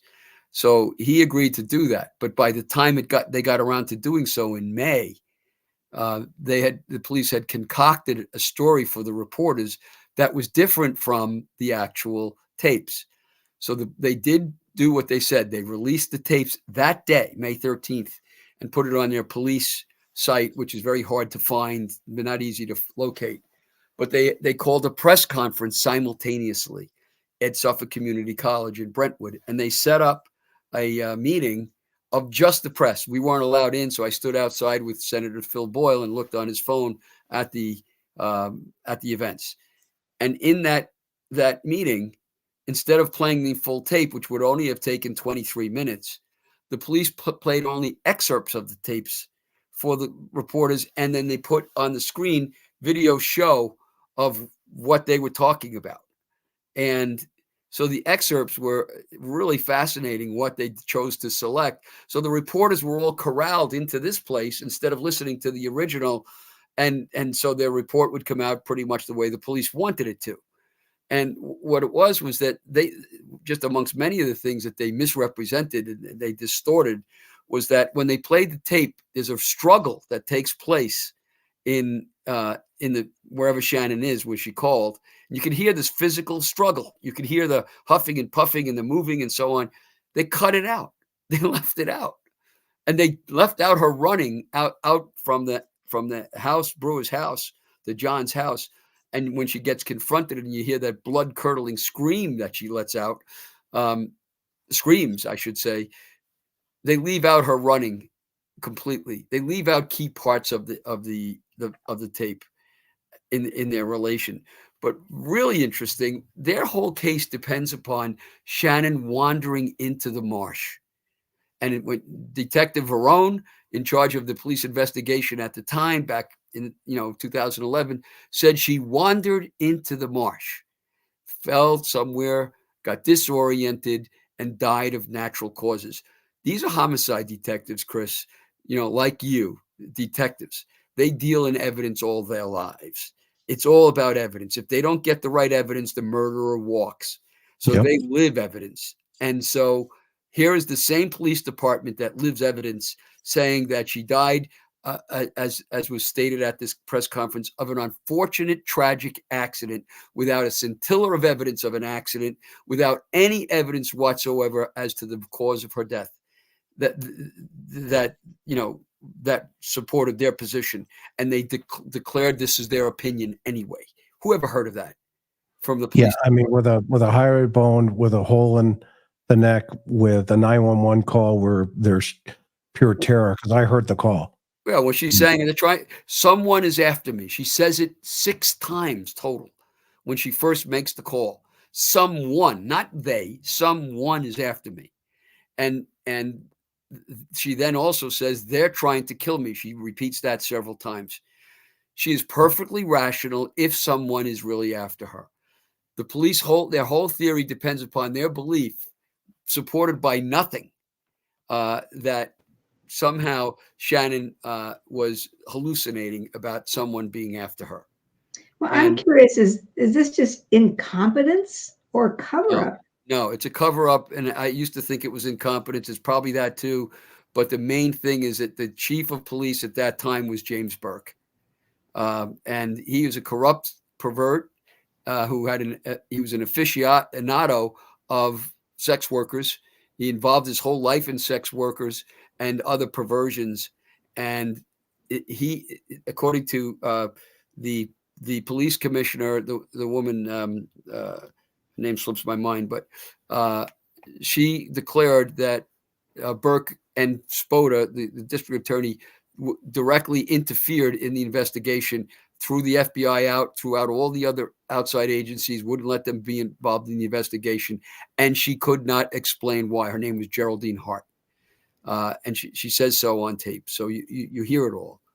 But here's the interesting best part, in one of the best parts anyway, in the claim that, she's disoriented, all that. If you really listen to the enhanced tape, you can hear male voices that don't belong there. You can hear her talking about things that are, very rational, very connected to the idea that somebody's after her. And yet the police apparently never had an enhanced version like I have of the tape where you could listen, up close to the voices and separate them, as we've had 2 people do, 3 people actually all together for me. So I could hear the different things I'm talking about. The police, the tape that they used at the press conference was still the old tape. Now, when they dropped off the tape to me, because they had to give it to me because I won the lawsuit, the sergeant who dropped it off, the detective sergeant in charge of the investigation, the only one working on it at the time, I asked Sergeant Portello, I said, where's the transcript and where are the enhancements that you have? He said, we don't have any. We didn't do any. And then I asked him for the original tape because I was supposed to get it. He said, we don't have it. They never had it. He said, the state police have it. So I had subpoenaed the state police records in the meantime. They said they'll defer to the county. I called the state, said, where's the tape? And they said, we don't have it anymore. So the original tape does not. Destroyed it? It's gone. Okay. So the police are using that bad tape without enhancing it. So of course they missed all of this. They missed Shannon Gilbert when she runs to Coletti's house and knocks on the door. She says, you, it's you. Are you going to kill? And then she's cut off. She recognized somebody, either Coletti or somebody with Coletti. You can hear it as clearly as when you enhance the tape, you can hear it. John, I could have sworn that when I was listening to the enhanced tape at the symposium, I could have sworn that somebody says to her, you've never done this before, about her behavior, whatever, so that they clearly know her. That's Michael Pack's voice that you're talking about, Gary. Yeah. And Michael Pack is the driver, Shannon's driver. But she says, I never did it before. Some words to the effect along the lines of, I've never done this before, and I'll never do it again. We don't know what she's referring to. But one thing we do know is that there's a real possibility that she ran from outside the house inside to get away from whoever was after her. Because she's always stayed in the main room, according to Pack and Brewer. And when she comes in the main room, she makes that call to 911. There's nobody else there. So someone is after me. The guy's not standing right there, or she wouldn't be saying that. She'd say, the guy's here, right? She keeps repeating that because someone's chasing her. Someone's hunting her. And she's in the house coming from the outside. So do you think this is a network of people doing this? There's more than one voice outside. That's all I can tell you. And here's what's really interesting. The police put up a picture this is so cynical. They put up a picture of the reeds that Shannon would have wandered into. Okay. And they're dark. The reeds are all white. Behind them is black. It's all dark. And the lieutenant says, well, she wandered into the marsh and she would have gotten, they're 12 feet high, these reeds, and she would have gotten lost as she walked through them. And you see the reeds parting slowly as the camera follows something into the marsh, into the reeds. When you see what I know to be true, I've walked that marsh 3 times from all different directions. When you see the marsh, the edges of the marsh around the road and in the backyards of people and on the parkway, it's impenetrable. It's impenetrable, especially if you're wearing slippers or bare feet. You can't get in there. You have to cut your way in. The only way you could get in is if there was an opening. There were no openings that she could easily have wandered into.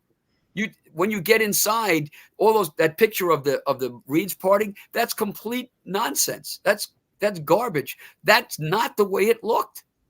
Now, and they showed, by the way, that one of the reporters there came out in disgust and told me that they were misrepresenting the reeds. He had walked the marsh with me, this reporter, and he said they had taken the aperture of the camera and made it such a way that they focused the light on the reeds to make everything dark in the back. We were able to prove and show that if she did walk there, which is nonsense, after she called Barbara Brennan the last time she made a phone call, by the time she would have been in that marsh, it was already light out. Barbara Brennan testified that it was broad daylight and she could see Shannon plainly when she knocked on the door. Even Pack insisted that it was daylight. And we were able to prove that twilight was up. It had been up for a long time. And dawn was at 5:51. So she had been, if she had been in the marsh at all, if that was really true, she'd only been there for a few minutes and it was already daylight. So it's complete nonsense. The picture that they showed, and the reeds don't part like that. You can't get in. To get in on the north side where they don't have sunlight, so it's easier to get in from the parkway. I could, in May, to get in, I had to cut with a cutter, one of those big, cutters. I had to cut my way in, and we could proceed about maybe 6 feet per every 30 minutes to an hour, just to get a few feet in. That's how thick the marsh is. It's a complete lie, and they spun this lie on purpose with this slide of the reeds. It was a lie, misleading the press. John, when Michael Bodden looked at it, did he have a hypothesis about what would have caused the hole and the injury? In other words, did he say it looks like she was shot with something? It looks like her neck was crushed. No. What was the hypothesis? He did not hypothesize. He said he could not like homicide, that it was consistent with homicide, or not? He didn't say that. He didn't say that the hole was consistent with homicide. He didn't say it wasn't. He focused on the horns and the fracture. Interesting. Yeah, the broken. There was something said at the symposium about the hole being consistent with something like the size of an arrow. Well, I measured that. It was 3/16 of an inch, the hole, and we found arrow points in the forest, in the marsh, behind Hackett's house, Dr. Hackett's house on the marsh. And we found various points that would be on the tip of an arrow. I didn't, at the time we found them, we had no idea about any of these things I'm talking about. So we left them there. They weren't, they were nothing. But later on, I went and looked at arrowheads, and you could see that there are arrows that you can buy that you use to shoot ducks that are 3/16 of an inch. So I don't know that an arrow did this. I have no idea, but somebody ought to look and figure out what might have happened. And weren't those women, the ones that are being charged, weren't they found in duck hunting bags, camouflage bags?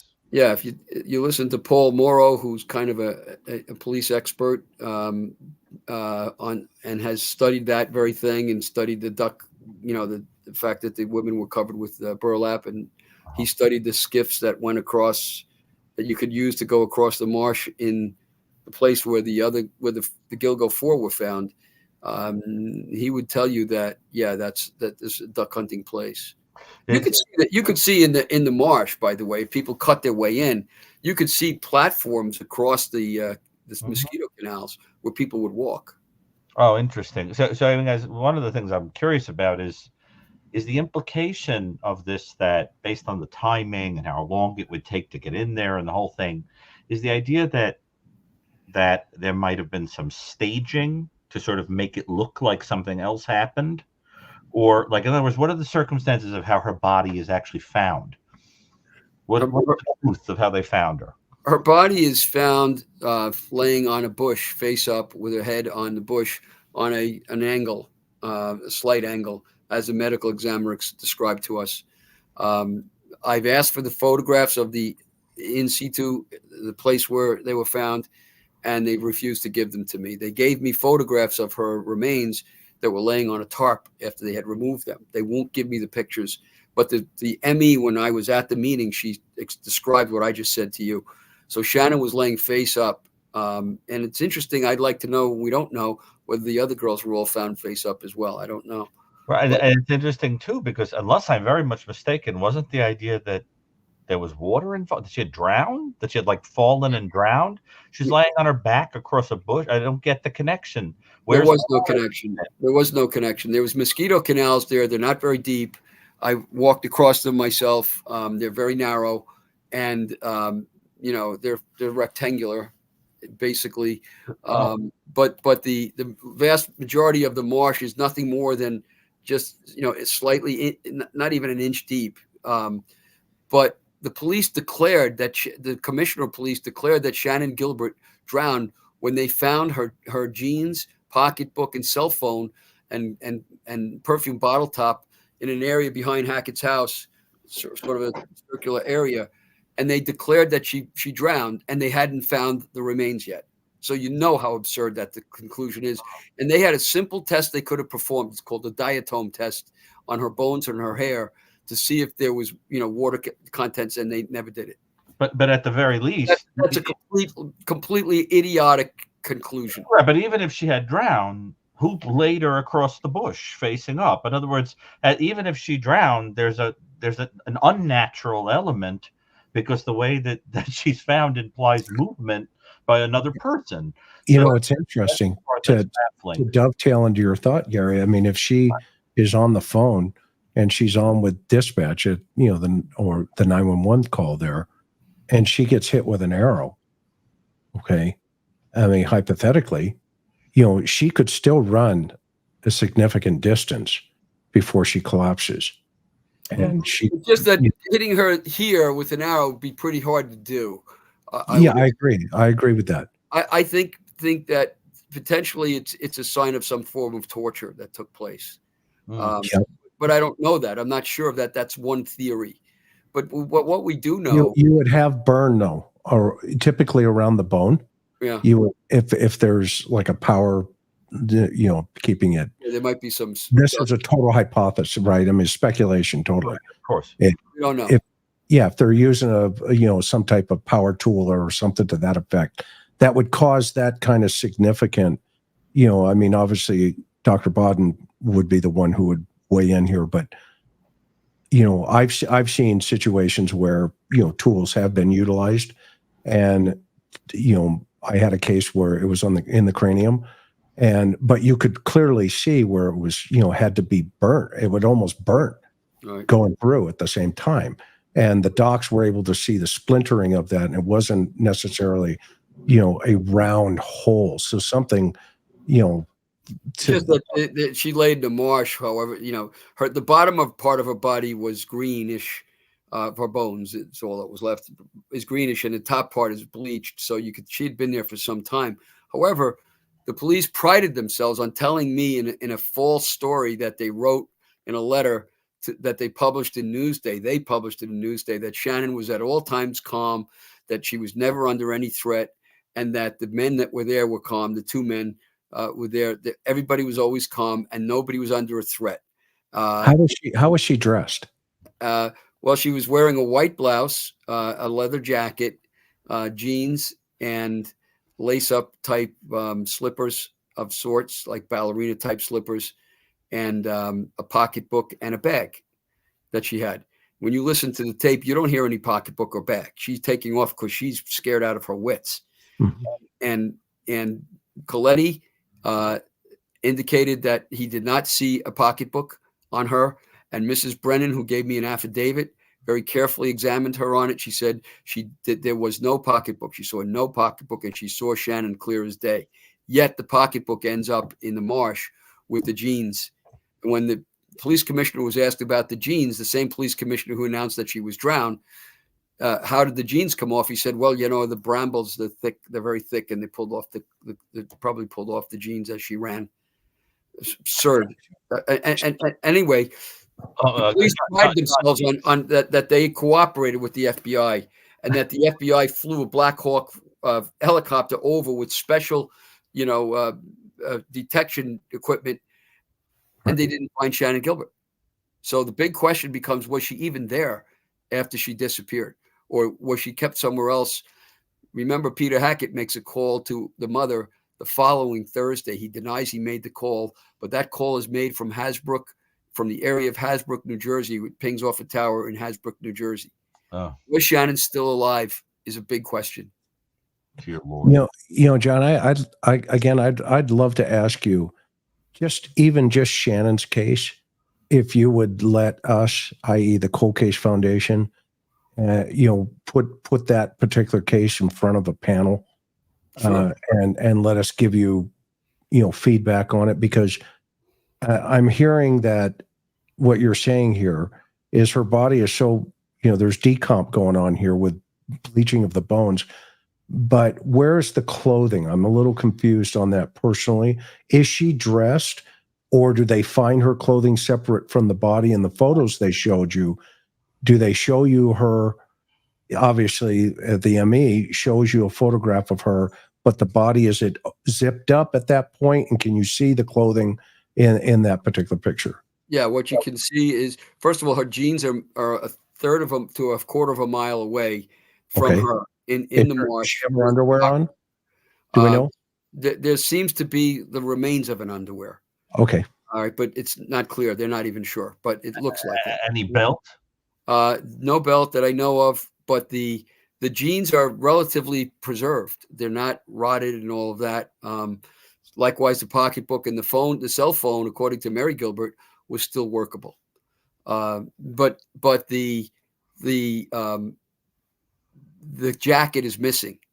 And when we were told that the jacket was laying in the driveway of Brewer's house, where she would have run, Shannon would have run down that driveway, the police recovered the jacket, and the ME admitted that the police recovered the jacket, and she told us that that the police lost the jacket, the leather jacket. To this So day, when Mrs.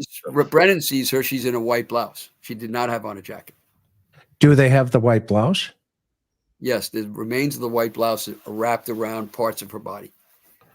Have you seen photographs of it, and can you see the label on the white blouse? You can see, yeah, it's kind of mushy. It's not a very good sight, but you can see what they say is the remains of that of that white blouse. And they also claim that she had on fishnet type stockings. It looked like, which makes no sense when she had jeans on. So something changed somewhere in there. Interesting. Dr. Ramsland, what's going through your mind? Well, speaking as a woman, she could have had the fishnet stockings under the jeans, expecting to take the jeans off and use the stockings otherwise for whatever she was there for. So that doesn't strike me as particularly, it doesn't mean anything, but I don't get this medical examiner who thinks a hole is a dent. That doesn't make, is she part of the cover up, or is she just inept? Well, I can answer that this way, Doctor. I've been to several of these meetings over the course of my time. And what I saw at this meeting, I never saw before or since. And that is this: when they called the meeting at the medical examiner's office, which is a civil body, it's independent of the police department, allegedly. at the meeting, 3 homicide detectives were sitting in chairs in the room with their arms folded like this. And whenever I asked a question, and at that time I knew nothing about the case, so I really didn't have a lot of really great questions to ask, but that she would get out of her chair if it was a pointed type of question, and she would go over, talk to them, whisper, come back and say, I can't answer that question, or I can, and she'd give an answer. That's the first thing. The second thing is when you listen to Lieutenant Byra give this presentation on May 13th of last year, he refers to the medical examiner as our examiner. She's completely under the thrall of the police department. Mhm. And she also told me she was going to destroy her records, her personal notes at the end of the meeting. And I said, you can't. And I appealed to the cops and said, she can't do that. Don't let her do that. And yeah, that's great information. We won't destroy them. And they're gone. We don't have them. Okay, that answers the question. Right. Oh, interesting. So here's a question. I'm going to put this question up here for a second. Let's see here. This is going back to the wife. Is there a copy of what the hotel manager saw? I don't. We don't know. It just happened that I did this right before the symposium, and we tried to get the manager on the phone again the next day, and she wasn't working that day, or she was working from home, and then we tried to get her again the following day, and she wasn't in that day. So I couldn't get a copy of it. Maybe she wouldn't have given it to me anyway. I don't know. But she read it off in front of, as I said, myself and 3 witnesses several times. So the only way that entry could disappear is if the hotel disappears it by themselves. But otherwise, it was what she said it was. Okay, and this one's, do you know of any complaints of the neighbors about women running around screaming around RH's yard or house? I don't know of any regarding that, whether there was screaming or what. I have no idea. Okay, this one's for the 2 docs. I believe there's going to be an end something that has never been seen before. Newest victims dumped versus early victims dismembered. What does Dr. Ramsland and Dr. Brucato think of that? I'll let Katherine jump in first on that one. Well, I think there may be more than one person involved. That's why I asked about the network. And that, I mean, there was a serial killer, Schulman, on Long Island, who was dismembering sex workers. So we have somebody like that. Maybe he's part of this group. Who knows? But I think there's more people involved than just one. That would be my opinion. It's not that it's unprecedented for serial killers to do different things, because they do all the time. It's a myth that they always do the same thing over and over again. But that's pretty dramatically different. That would suggest to me there's more than one person. And by the way, Robert Macedonio claimed that serial killers kill alone. Typically, they don't kill with others. I saw that. That was ridiculous. Yeah, the Schulman case was Schulman and his brother. So that's right in Long Beach. Not far from where we are in this case. So yeah, he's completely wrong. There are so many teams of more than 2 even. So yeah, I saw that statement. Even some of the people that we thought were alone, the people that we place in that kind of pandemonium of the worst offenders ever, as time goes on, it starts to be more elucidated that they were actually involved. Right. With rings of people who were giving them. I mean, this is something that Katherine recently wrote about. Yes. Right. I mean, certainly in the case of, for example, Gacy and people like that, you start to hear that, victims are being fed to them sometimes. There were child pornography rings, sex clubs, all kinds of stuff. It wouldn't be unprecedented. Dr. Burgess, Ann Burgess, who's a member of the Cold Case Foundation, she's been on this program many times. I work with her at Boston College. We did a study with Dr. Petrecka, Victor Petrecka, also on this program and of the Cold Case Foundation, looking at motives for dismemberment. And we found that the primary reason it is done is basically to get rid of evidence. As, for example, DNA evidence gets better and better as time goes on, you're seeing a lot more butchering of bodies to try to get rid of any ways to trace you to them, so that if you're looking at crimes that happened like 40 years ago, dismemberment would have a very different meaning than when you're seeing it now, right? So that 30 or 40 years ago, it might have been a sign of severe mental illness, or it might have been part of your signature, or it might have been what you were keeping parts of the body or eating people or whatever. But now we're just seeing a lot of, defensive butchering of bodies.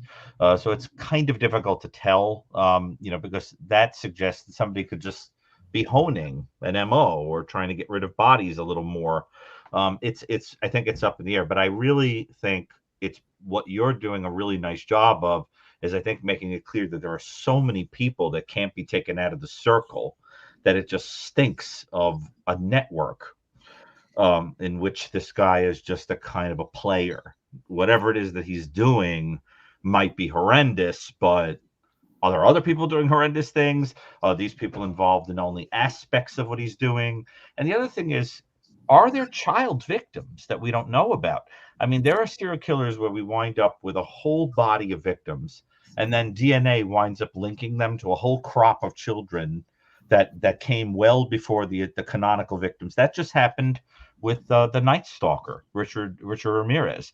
DNA wound up linking him to numerous children that he was sexually assaulting well before he started his famous crime spree. You heard it here first, everybody. Go ahead, Gary. But I think it's an interesting question. I would be very, very suspicious about child sex crimes. I mean, Katherine, what are your thoughts on that? Would that be shocking to you?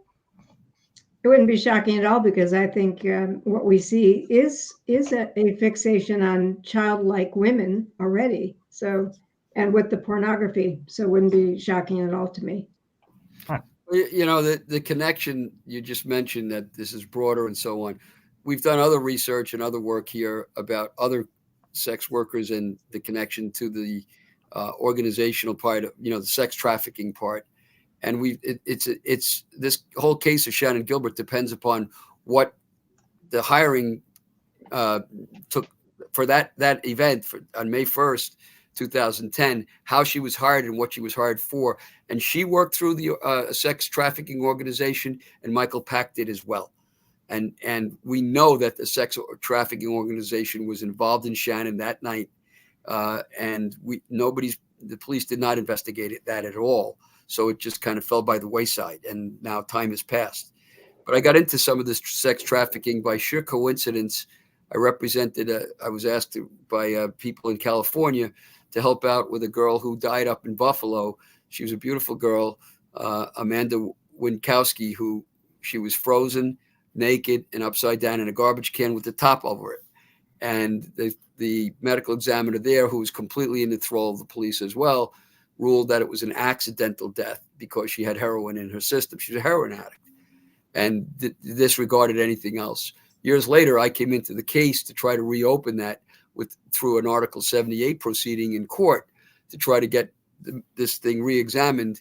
I was asked to do it. I did it pro bono through Magdalene Dismas.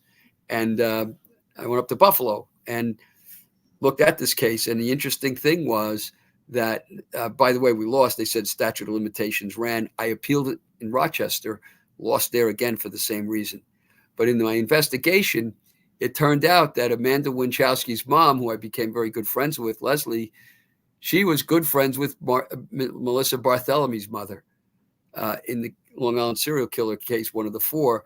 And that was true because they were co-workers together as sex workers, Melissa and Amanda, and they had flown out to California together to service actors out in California and to be trained as courtesans, basically, by what they call a bottom girl. I met the bottom girl by phone, met in Midwest. I talked to her at length, and she confirmed everything I said. They were servicing some Hollywood figures, one of whose name I know and I won't reveal. But a few weeks before that, Shannon Gilbert had flown out to California as well, though to a different place. So the sex organization aspect of this whole thing is fascinating. Mm-hmm. And you know that Barthelemy was connected with the Bitroff girls as well in the Mandeville killing. So there's possibly a whole set of connections here that we're not even aware of. Well, and I would imagine there are crops of sex workers that encounter, where he had encounters where the goal wasn't to kill them, where you would probably hear things like he was a little aggressive. He wanted to choke me. There was some bondage. He Right. requested some weird stuff. He wanted me to talk in a little kid voice. He wanted to talk about pornographic, make me watch child stuff, things like that, where, because with a lot of these guys, we concentrate on the homicides, but there tends to be a mountain of offenses that are sexual. You play out fantasies, but there's no killing. And those people can sometimes slip into the background. It's funny. I mentioned Ann Burgess. We forget that the way that she first got involved with the FBI when they were wondering about the explosion of assaults on women from the late 60s, onward in America, was that she had spent all the time talking to victims. And what she learned from victims of sexual assault is a very great deal about the way that offenders operate. These are people who survived the people who sexually assaulted them. And that's how they started to understand things like that. Some people were more aggressive. Some people made them say sadistic things. Some people made them engage in role play. So that I think talking to the people who had encounters with them and lived is like a golden opportunity to understand this guy's fantasies and psychology. And I am deeply suspicious that there are hundreds of people that he did not exactly have vanilla sexual encounters with. I mean, and I think that story is eventually going to come out. I mean, based on other offenders, there had to be some pretty weird stuff. And I think that if there are circles, there would have been rumors about the stuff you were going to do when you got called to this guy's house. Right. I mean, Chris, doesn't that jive with your own sense of? Yeah, what's interesting is, to dovetail into your thought, I'm curious from your position, from the Right. psychological aspect of how rare is a husband and wife. I mean, let's just take a look at this husband-wife thing. Is that even a possibility? And if so, obviously, we've got DNA, we got hair, but could that have been in the house? Could one of the victims been sitting on a couch? There's a bunch of possibilities. Or is there, is she playing a role in this, if anything? I mean, I don't know. What's the history of some of these other offenders? Dr. Ramsland, I'll start with you, and then Gary, I'm curious to what you think. Well, in some cases, the woman is very submissive and she'll go along with it. And sometimes she's just hoping it'll go away, or this is the only way that she can deal with it and still keep the guy around. But in other cases, they've been almost co-equals. And in a few cases, the woman has been the dominant one. But they have a shared fantasy. They need to bring somebody into it. But that person is now a witness to what they've done, and that person has to be gotten rid of. Interesting, Gary. Well, I mean, I want to sort of echo a lot of that. Is that what Katherine is saying? Is that there, because again, we tend to think in very black and white ways about these things, but the reality is there's a whole plethora of reasons why people might have a partner that's engaged in these offenses and they're going along with it. Very quickly, for example, in the case of Cameron Hooker was a sexually sadistic offender who had a wife that would participate in perverse sexual stuff with him, but she was doing it because she figured, I've got to go along with him so that I'm not the one targeted by his sadistic needs, right? And then you wind up with other people like Karla Homolka, who is actually enjoying every second of it because she herself is sexually perverse, and incidentally, it has been pointed out, actually gets a fairly high score on a hair psychopathy checklist herself, so that you get a teaming like that. Then there are cases where you have someone who isn't particularly intelligent, and they're involved with somebody who's taking advantage of that. We saw that with Gary Heidnik, who brought a bunch of women together from a home for the intellectually disabled, and then was getting them to sort of engage in tortures and abuses of each other. So we could see all kinds of things. But I think when Michael Stone and I looked at it, we were sort of laying out, cases of this. We were very interested in it. It did look like there was at least a leaning in the direction of that most of these cases had something to do with people that were afraid and were involved with a dominant, abusive partner. But that's, I think the jury is out on it. That was like in a small sample that we kind of looked at for writing. But I think that needs to be systematically studied. And I think there's a really great point Katherine made earlier, that because we tend to think of the serial killer as a kind of loner who can't make relationships, that is some sort of colossus of evil floating around in the world, being hated by everyone and hating everyone. We forget that they can form perverse alliances with people, and sometimes they need them because the person who has more empathy or is kinder or can gain confidence from people is needed to go out to recruit the victims. So Right. hypothetically, if Maxwell kind of situation. Yeah, if let's say, for an example, let's just go down the path of, okay, they know what's going on, the two of them. Okay. Either way, from an investigative perspective, I think we can all agree that hair, they've got to somehow come to an explanation as to why that hair is on that tape and on that body, period. I mean, they have to figure that out. Too, Chris. So, right, on the daughter, right, you got the daughter and the mom. So you got to figure that piece of the puzzle out. But I'm curious if, in fact, there is in his eye. Exactly. He's about to prove you. I'm curious if they are in, there's a coordinated effort here. If he goes off on his own and does his thing, I'm curious from your perspective, does he come back and share that experience with them, with her? Hypothesis, just pretending she's involved. Does he go off to Vegas, does his deed, and then come back and say, hey, I got to tell you about Vegas? Do they think like that, Dr. Ramsland?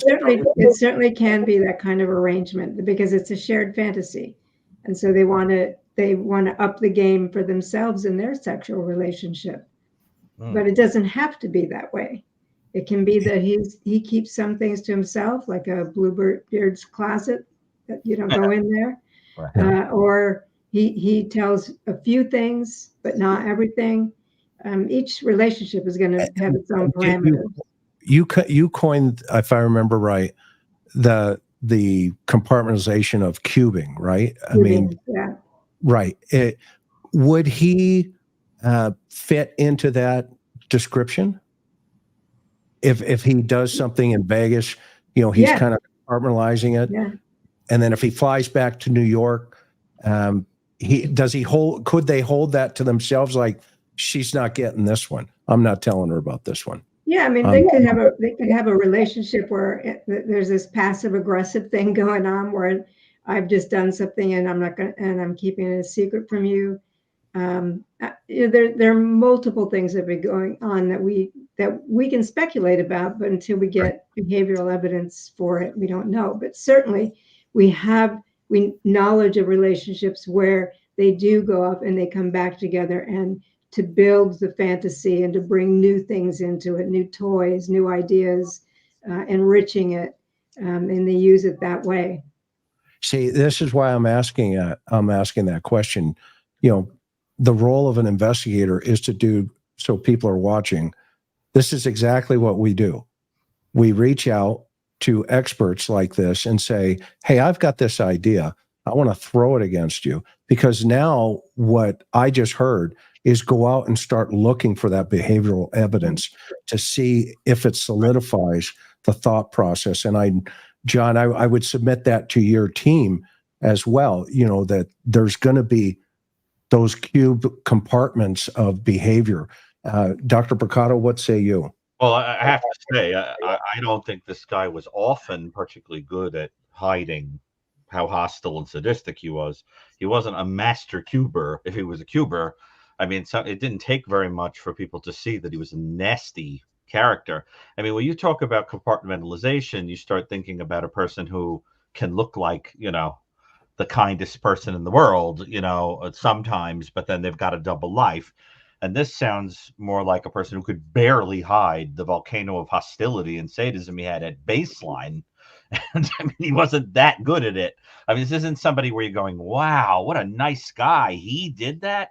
I think it's more like the average person would say he was a weirdo. I had to cross the street to get away from him. He was a hothead. You wouldn't be shocked at all.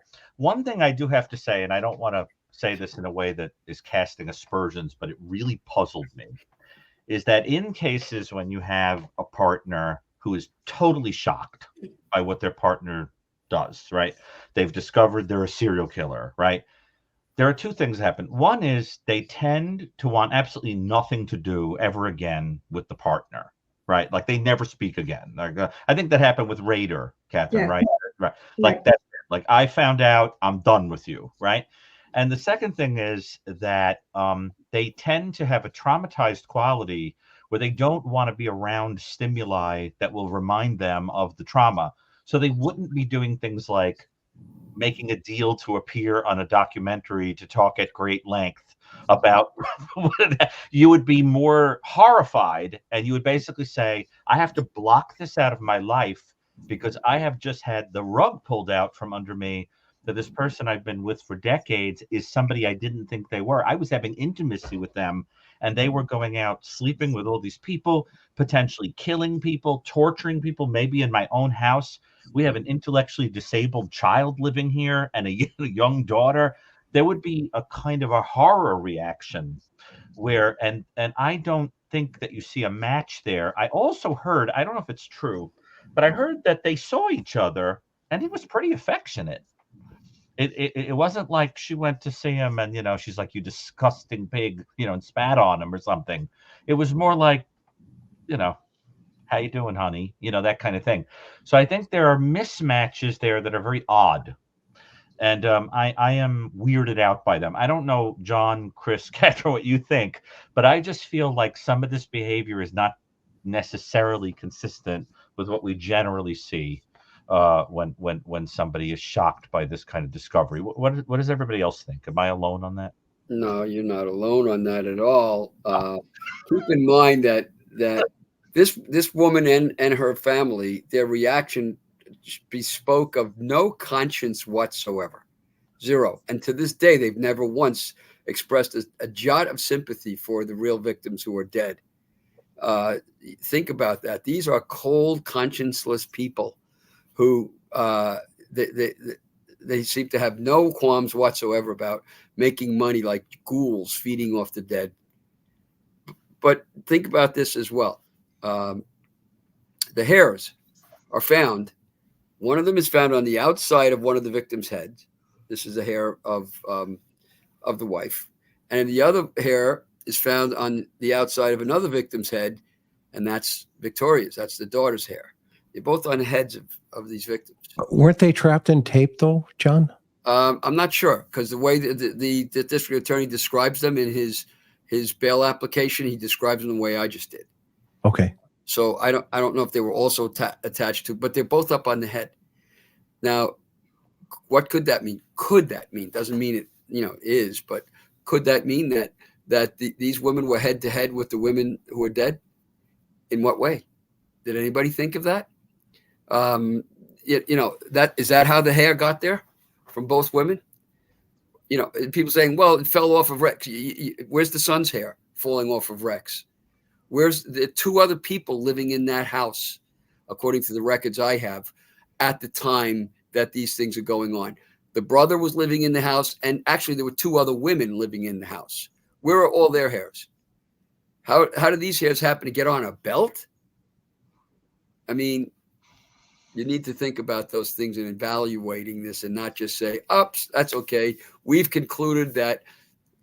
Just like Shannon wandering into the marsh, we've concluded without a single jot of evidence, we've concluded that these hairs fell off by accident from Rex Uhrman. Where's the evidence of that? Does anybody think that there are going to be hairs on some of these other potential victims that we don't know about yet? That's a loaded question, Dr. Brucato. I mean, it seems to be, 3,000 plus people here. You're going to get 3,000 answers that But yeah, I mean, I don't know. That's a loaded out question. of the four, I mean, it's not like we even have an exception where there's no hair. It looks I'm like hair curious. gets on every victim. So why are all the bodies that are potentially linked not being checked for these hairs? It's like 4 for 4. I think what Attorney Ray has brought to the table, so just recently, you know, he's had that gut for all these years. Look, there's more here, and next thing you know it, you know, you've got 4 or 5, 10, 15, 20 people, if not more, coming out of the woodwork saying, hey, I think I'm familiar with this guy, and oh, by the way, so it won't surprise me if there's hair. My question to you, are there more victims, and how many, and if so, where? I think South Carolina is going to come into play. I think upstate New York could come into play. I think Nevada could come into play. I mean, just keeping an open mind here. That means the FBI have to come into play. That they have to step into this, because now it's no longer just, you know, the Gilgo Beach. Once they get that first connection on another victim somewhere else, it's game on. It's game on. Well, Chris, you also have Virginia, you have New Jersey, and you also have a property he owned outside of Boston in the woods up in the forest. Well, maybe even Virginia. Well, I mean, the jogger that came forward. Yeah. Maybe Virginia's in play. I think that compound in South Carolina is fascinating, though. Why isn't anybody looking in Iceland? We know that he flew. Tell us that. He flew with his wife to Iceland, or he flew after her when she had gone. Then he came to Iceland. Has anybody gone to Iceland to find out what the scoop is about these people in Iceland, where she comes from? I mean, you know, these are things that you would hope that they're doing, but I haven't heard anything about it. If I could make a guess based on previous cases, and this is where, you know, potentially the Cold Case Foundation could be useful to you, is I would bet that there are a couple of jurisdictions around the country where they have a pile of victims that they have attributed to a currently unknown serial killer that are one day all going to wind up linked to the same offender. I mean, there probably are little stockpiles. I mean, wouldn't you say, Chris, this has happened a million times, that they have a suspect they think it is or whatever.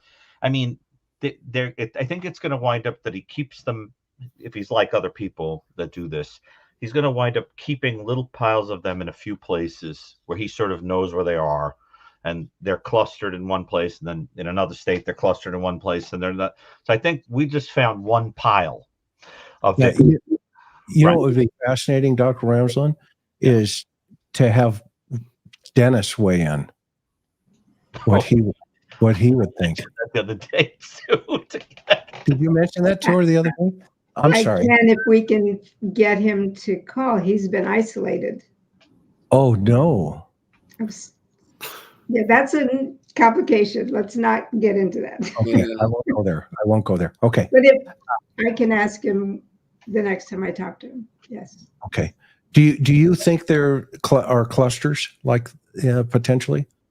Well, you know, they looked at that one in Atlantic City, the 4 that were laid out there, although I didn't think that really qualified. But when you find a dumping ground that works, we have serial killer precedents where they will dump in certain areas. Right. Interesting. Visit them. Oh yeah. Visit them, yes. Yeah. I mean, I do. One thing that has always horrified me about this case is, remember, one use for burlap is to prevent decompensation. One thing I have wondered about is, what was he doing with these bodies that he didn't want them to break down? I mean, that's important to understand too. There are offenders that revisit their dumping grounds and touch these bodies or engage in perverse activities. Remember, there's a whole idea that he may have done that with an effigy, with a doll in the house. That idea of having a helpless thing, you know, a helpless marionette that you could do things to, would not be beyond the psychology of this kind of offender. I would bet that he visited those at least this dumping ground. No, you know he did. You know it is a fact, because he called Melissa Barthelomy's sister, and one of his calls, of I think the 5 or 6 calls that he made, in that he said that he was enjoying, as he went by her where she was, he was enjoying that. He was getting pleasure out of that in some way. where her Okay. body. So he did that. Yeah. You know what? Let's reassemble as a panel, but who I want to add Ann, Dr. Burgess, and Greg Cooper to the conversation here. John, would you be willing to come back if we schedule another show with a couple more folks to discuss some of the? I'm curious about what other folks are going to say about the burlap bag, about the type of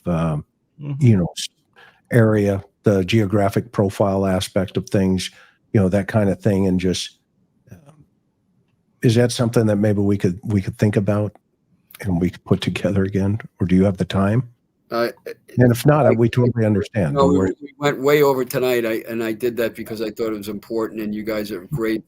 Dr. Ramsland's first time I got to meet you, and you're wonderful. So I was happy to stay with you, but yeah, I guess I could, but you're going to have to, first of all, I'd rather be playing lacrosse, than being here. And at this point, this thing has so exhausted myself and my family. You have no idea. You don't have any idea how exhausting this really is. And it's put a big dent in my life hugely. So I'm willing to come and help because this is a very helpful program. But I'm going to have to keep it to a time limit. All right. Totally understand. Okay. Totally understand. And well said and well put. And so we'll wrap it up this evening here. And of course, you get the last word, but my mother would never forgive me if I didn't let Dr. Ramsland say something, Dr. Brucato, and then I'll step out. We'll go to Hawaii after you have the final word. And if you're just stepping in with us this evening, we want to thank you, those of you who've been here from the get-go, and please go over to the GoFundMe link. Mods, if we can put that back into the chat here for John's foundation there, so that we can at least support his efforts and his work there. So thank you, all our mods. Thank you, subscribers, etc. And Dr. Ramsland, what are your final thoughts? And then I'll drop you out of the conversation if that's acceptable. I think this is going to be a much bigger case than we know right now. And I'm kind of disheartened that the police are not getting more cooperative rather than resistant, because I think it's really going to open up and be a really unique and unusual case. Thank you. Dr. Brucato? Well, I really want to thank John. I really enjoyed the symposium. It was so nice to meet him in person.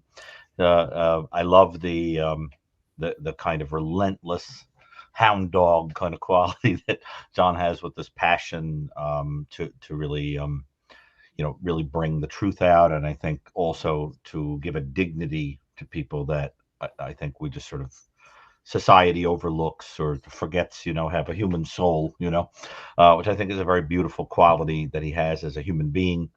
But I also think that the work for people like us is extraordinary, because what it's doing is it's giving us all the little details of what went on with these people to bring to life how absolutely horrendous of a human being this may have been, in terms of what he was doing with people, the scope of it, the cruelty, the sadism, the bizarre, elements, the potential using of a network.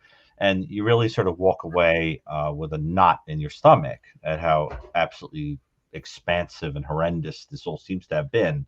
And I can't think of anyone who's doing a better job shining a light into that, into those crevices. So I have a very great appreciation for John. I love that about him. And I think hopefully we'll continue to collaborate in some way as long as we kept you. And I can't help but think one day, Katherine and I will be teaching about this case and writing about this case, and who knows, maybe the Cold Case Foundation in some way could lend a hand, and we'll all have our own way of helping in this case. But I think John's mission is very similar to our own in the foundation, and I think that's why we like him so much. That victim-centric focus. And I hate to say it, but if you're exhausted now, wait until all this publicity leads to loads more people coming forward that need to be vetted. And, and I have a feeling that the dam is only just beginning to break. Remember, the average person of this type starts these crimes in their late 20s. The guy is 59 years old and was insatiable. If he is guilty, you're going to see hundreds of people that there were encounters with. And personality disorders are present at baseline pretty much all the time. So you're going to start to see a lot of people coming forward. I think a lot of people are scared of him, and a lot of people are protecting, etc. I think as this dam breaks, this story is just going to blow the minds of people. And so keep up the good work, John. And I think, as Vernon Gayberth famously said, remember, we work for God. I love it. Thank you, Dr. Brucato. Well said, as always.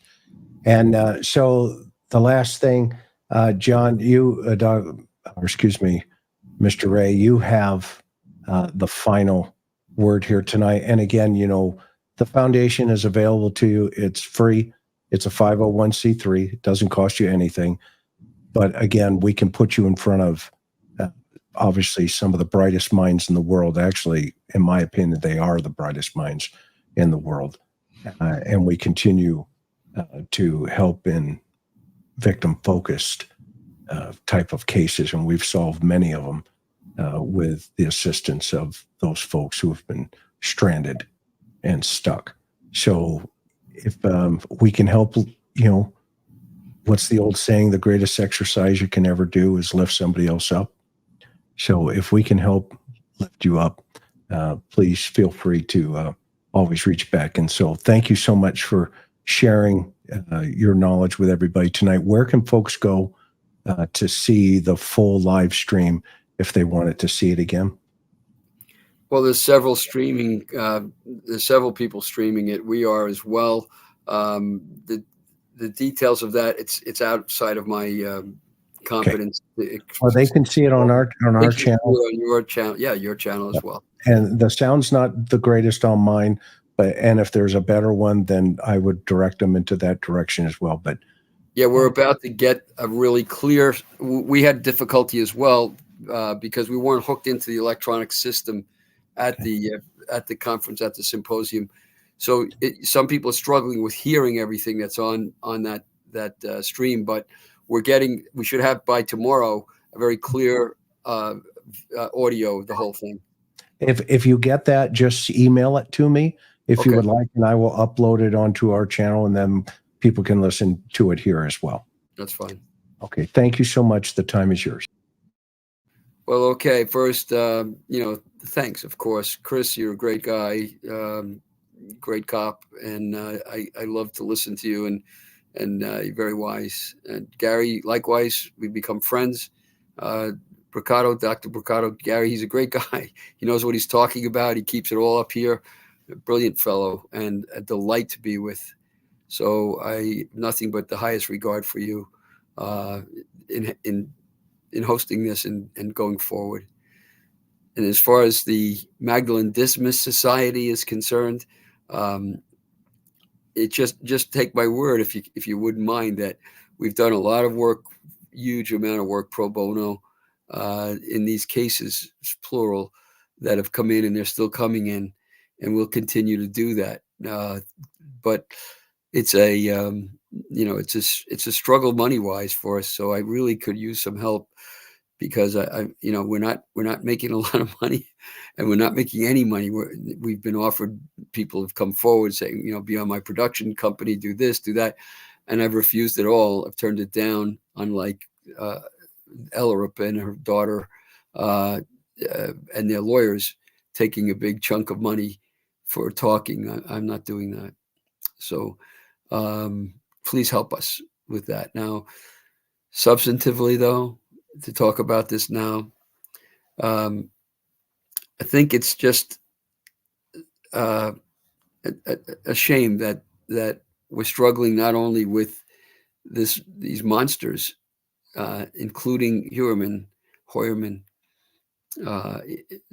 and what they really have done and how they have done it, but that we've had so much to struggle with the Suffolk County Police Department, which was corrupted from the top down by Chief of Police Burke back in the day when this investigation should have gone forward, when the evidence was fresh and could have been used. That's a shame. That's now historical. There's nothing we can do about it. I have nothing but high regard for Ray Tierney and Rodney Harrison and the Sheriff Toulon and the helpers that I've come to know at the FBI in working on this case. It's the people who are doing the investigating. I think they need to pay closer attention if the information that I got from the hotel is accurate, and it sure seemed like it was so to me. So they don't need those kind of glitches, which can only upset the apple cart in going forward against Hoyerman.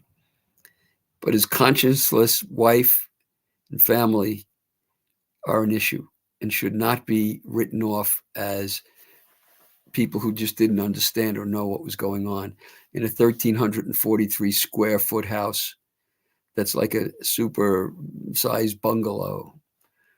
And for them to say that they didn't know anything about this is absurd. So something needs to be done besides what I'm doing on this case.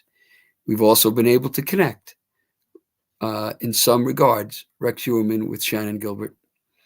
And there is circumstantial evidence that suggests that it's consistent with some of Heuermann's behavior, and possibly some connection with the Shannon Gilbert's disappearance and with Peter Hackett. I don't have dispositive evidence yet in that regard, but I'm working, and I'll continue to work. We've taken some hits from people who are smearing us on the internet. Apparently that seems to be pretty common, that there are such trolls, as they're called, I think. I just got to kind of let it roll off my back, and you should let it roll off yours and pay attention to the facts. That's what you need to do. Why? Why? Because, as I said on this show once before, I think, these girls and that young man and that poor little baby, all of whom are dead because of murderers, they had a body and they have a soul. And if you don't believe that, then I can't see any particular reason to be bothering investigating murders and the like, because it wouldn't matter. We're all just going to die and disappear.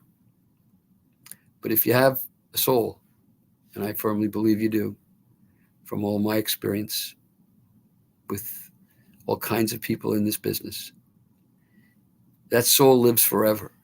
So those women, that baby, that young Asian man, they're alive. Their bodies are gone, but they are alive.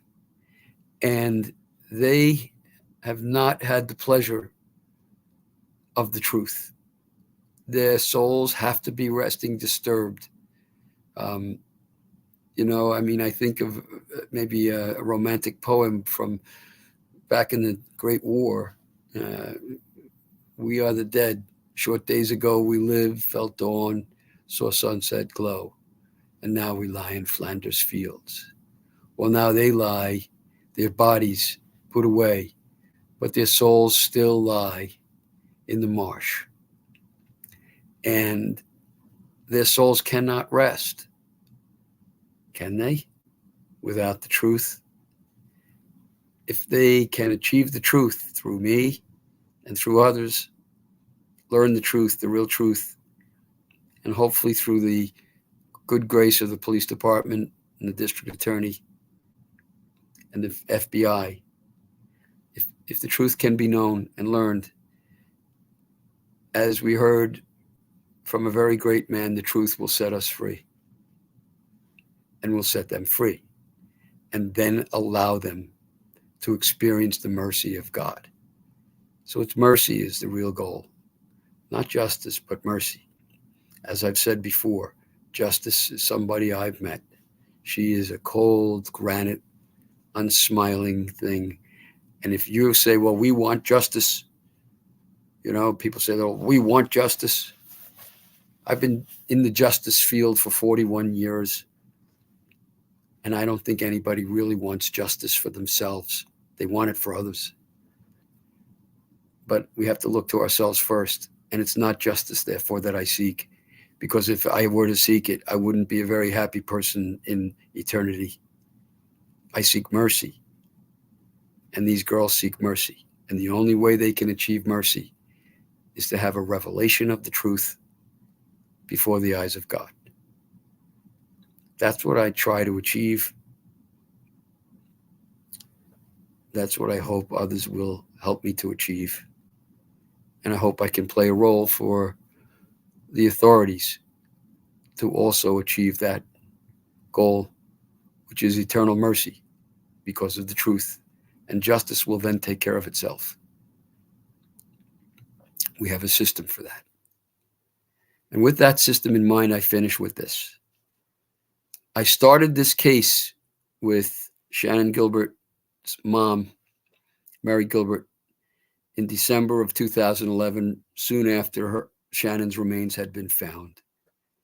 And I started it by calling a press conference at Oak Beach with Mary, where after we had sent a letter to the United States Attorney, we asked the police department, which bungled the job, now we know willfully so, to step down and to allow higher authorities to step in, the United States Attorney and the FBI. We come full circle to now, and I cry out for the same thing. Now we know that these cases have crossed state lines, that they stretch to all other kinds of states, that Shannon worked in other states, that the organizations that she was working for and Michael Pack was working for are interstate. We need a much more powerful, larger force to investigate and finish this case and to clean out what's left of the treatise that the police department left behind. And so I call again for the federal intervention on a grand scale and for a large force put together with the DA and the other people involved in this, but with the dominant force of a new group of a task force from the feds to finish what has been started. And I won't give up. I'm tired. We've been stalked, my family and I, in this case. The police have refused and failed to investigate that at my request 3 times. We've gone through a lot. We're going through a lot. We'll keep going. That's what we do. So we're in the third period of the game. Let's get started again. Thank you.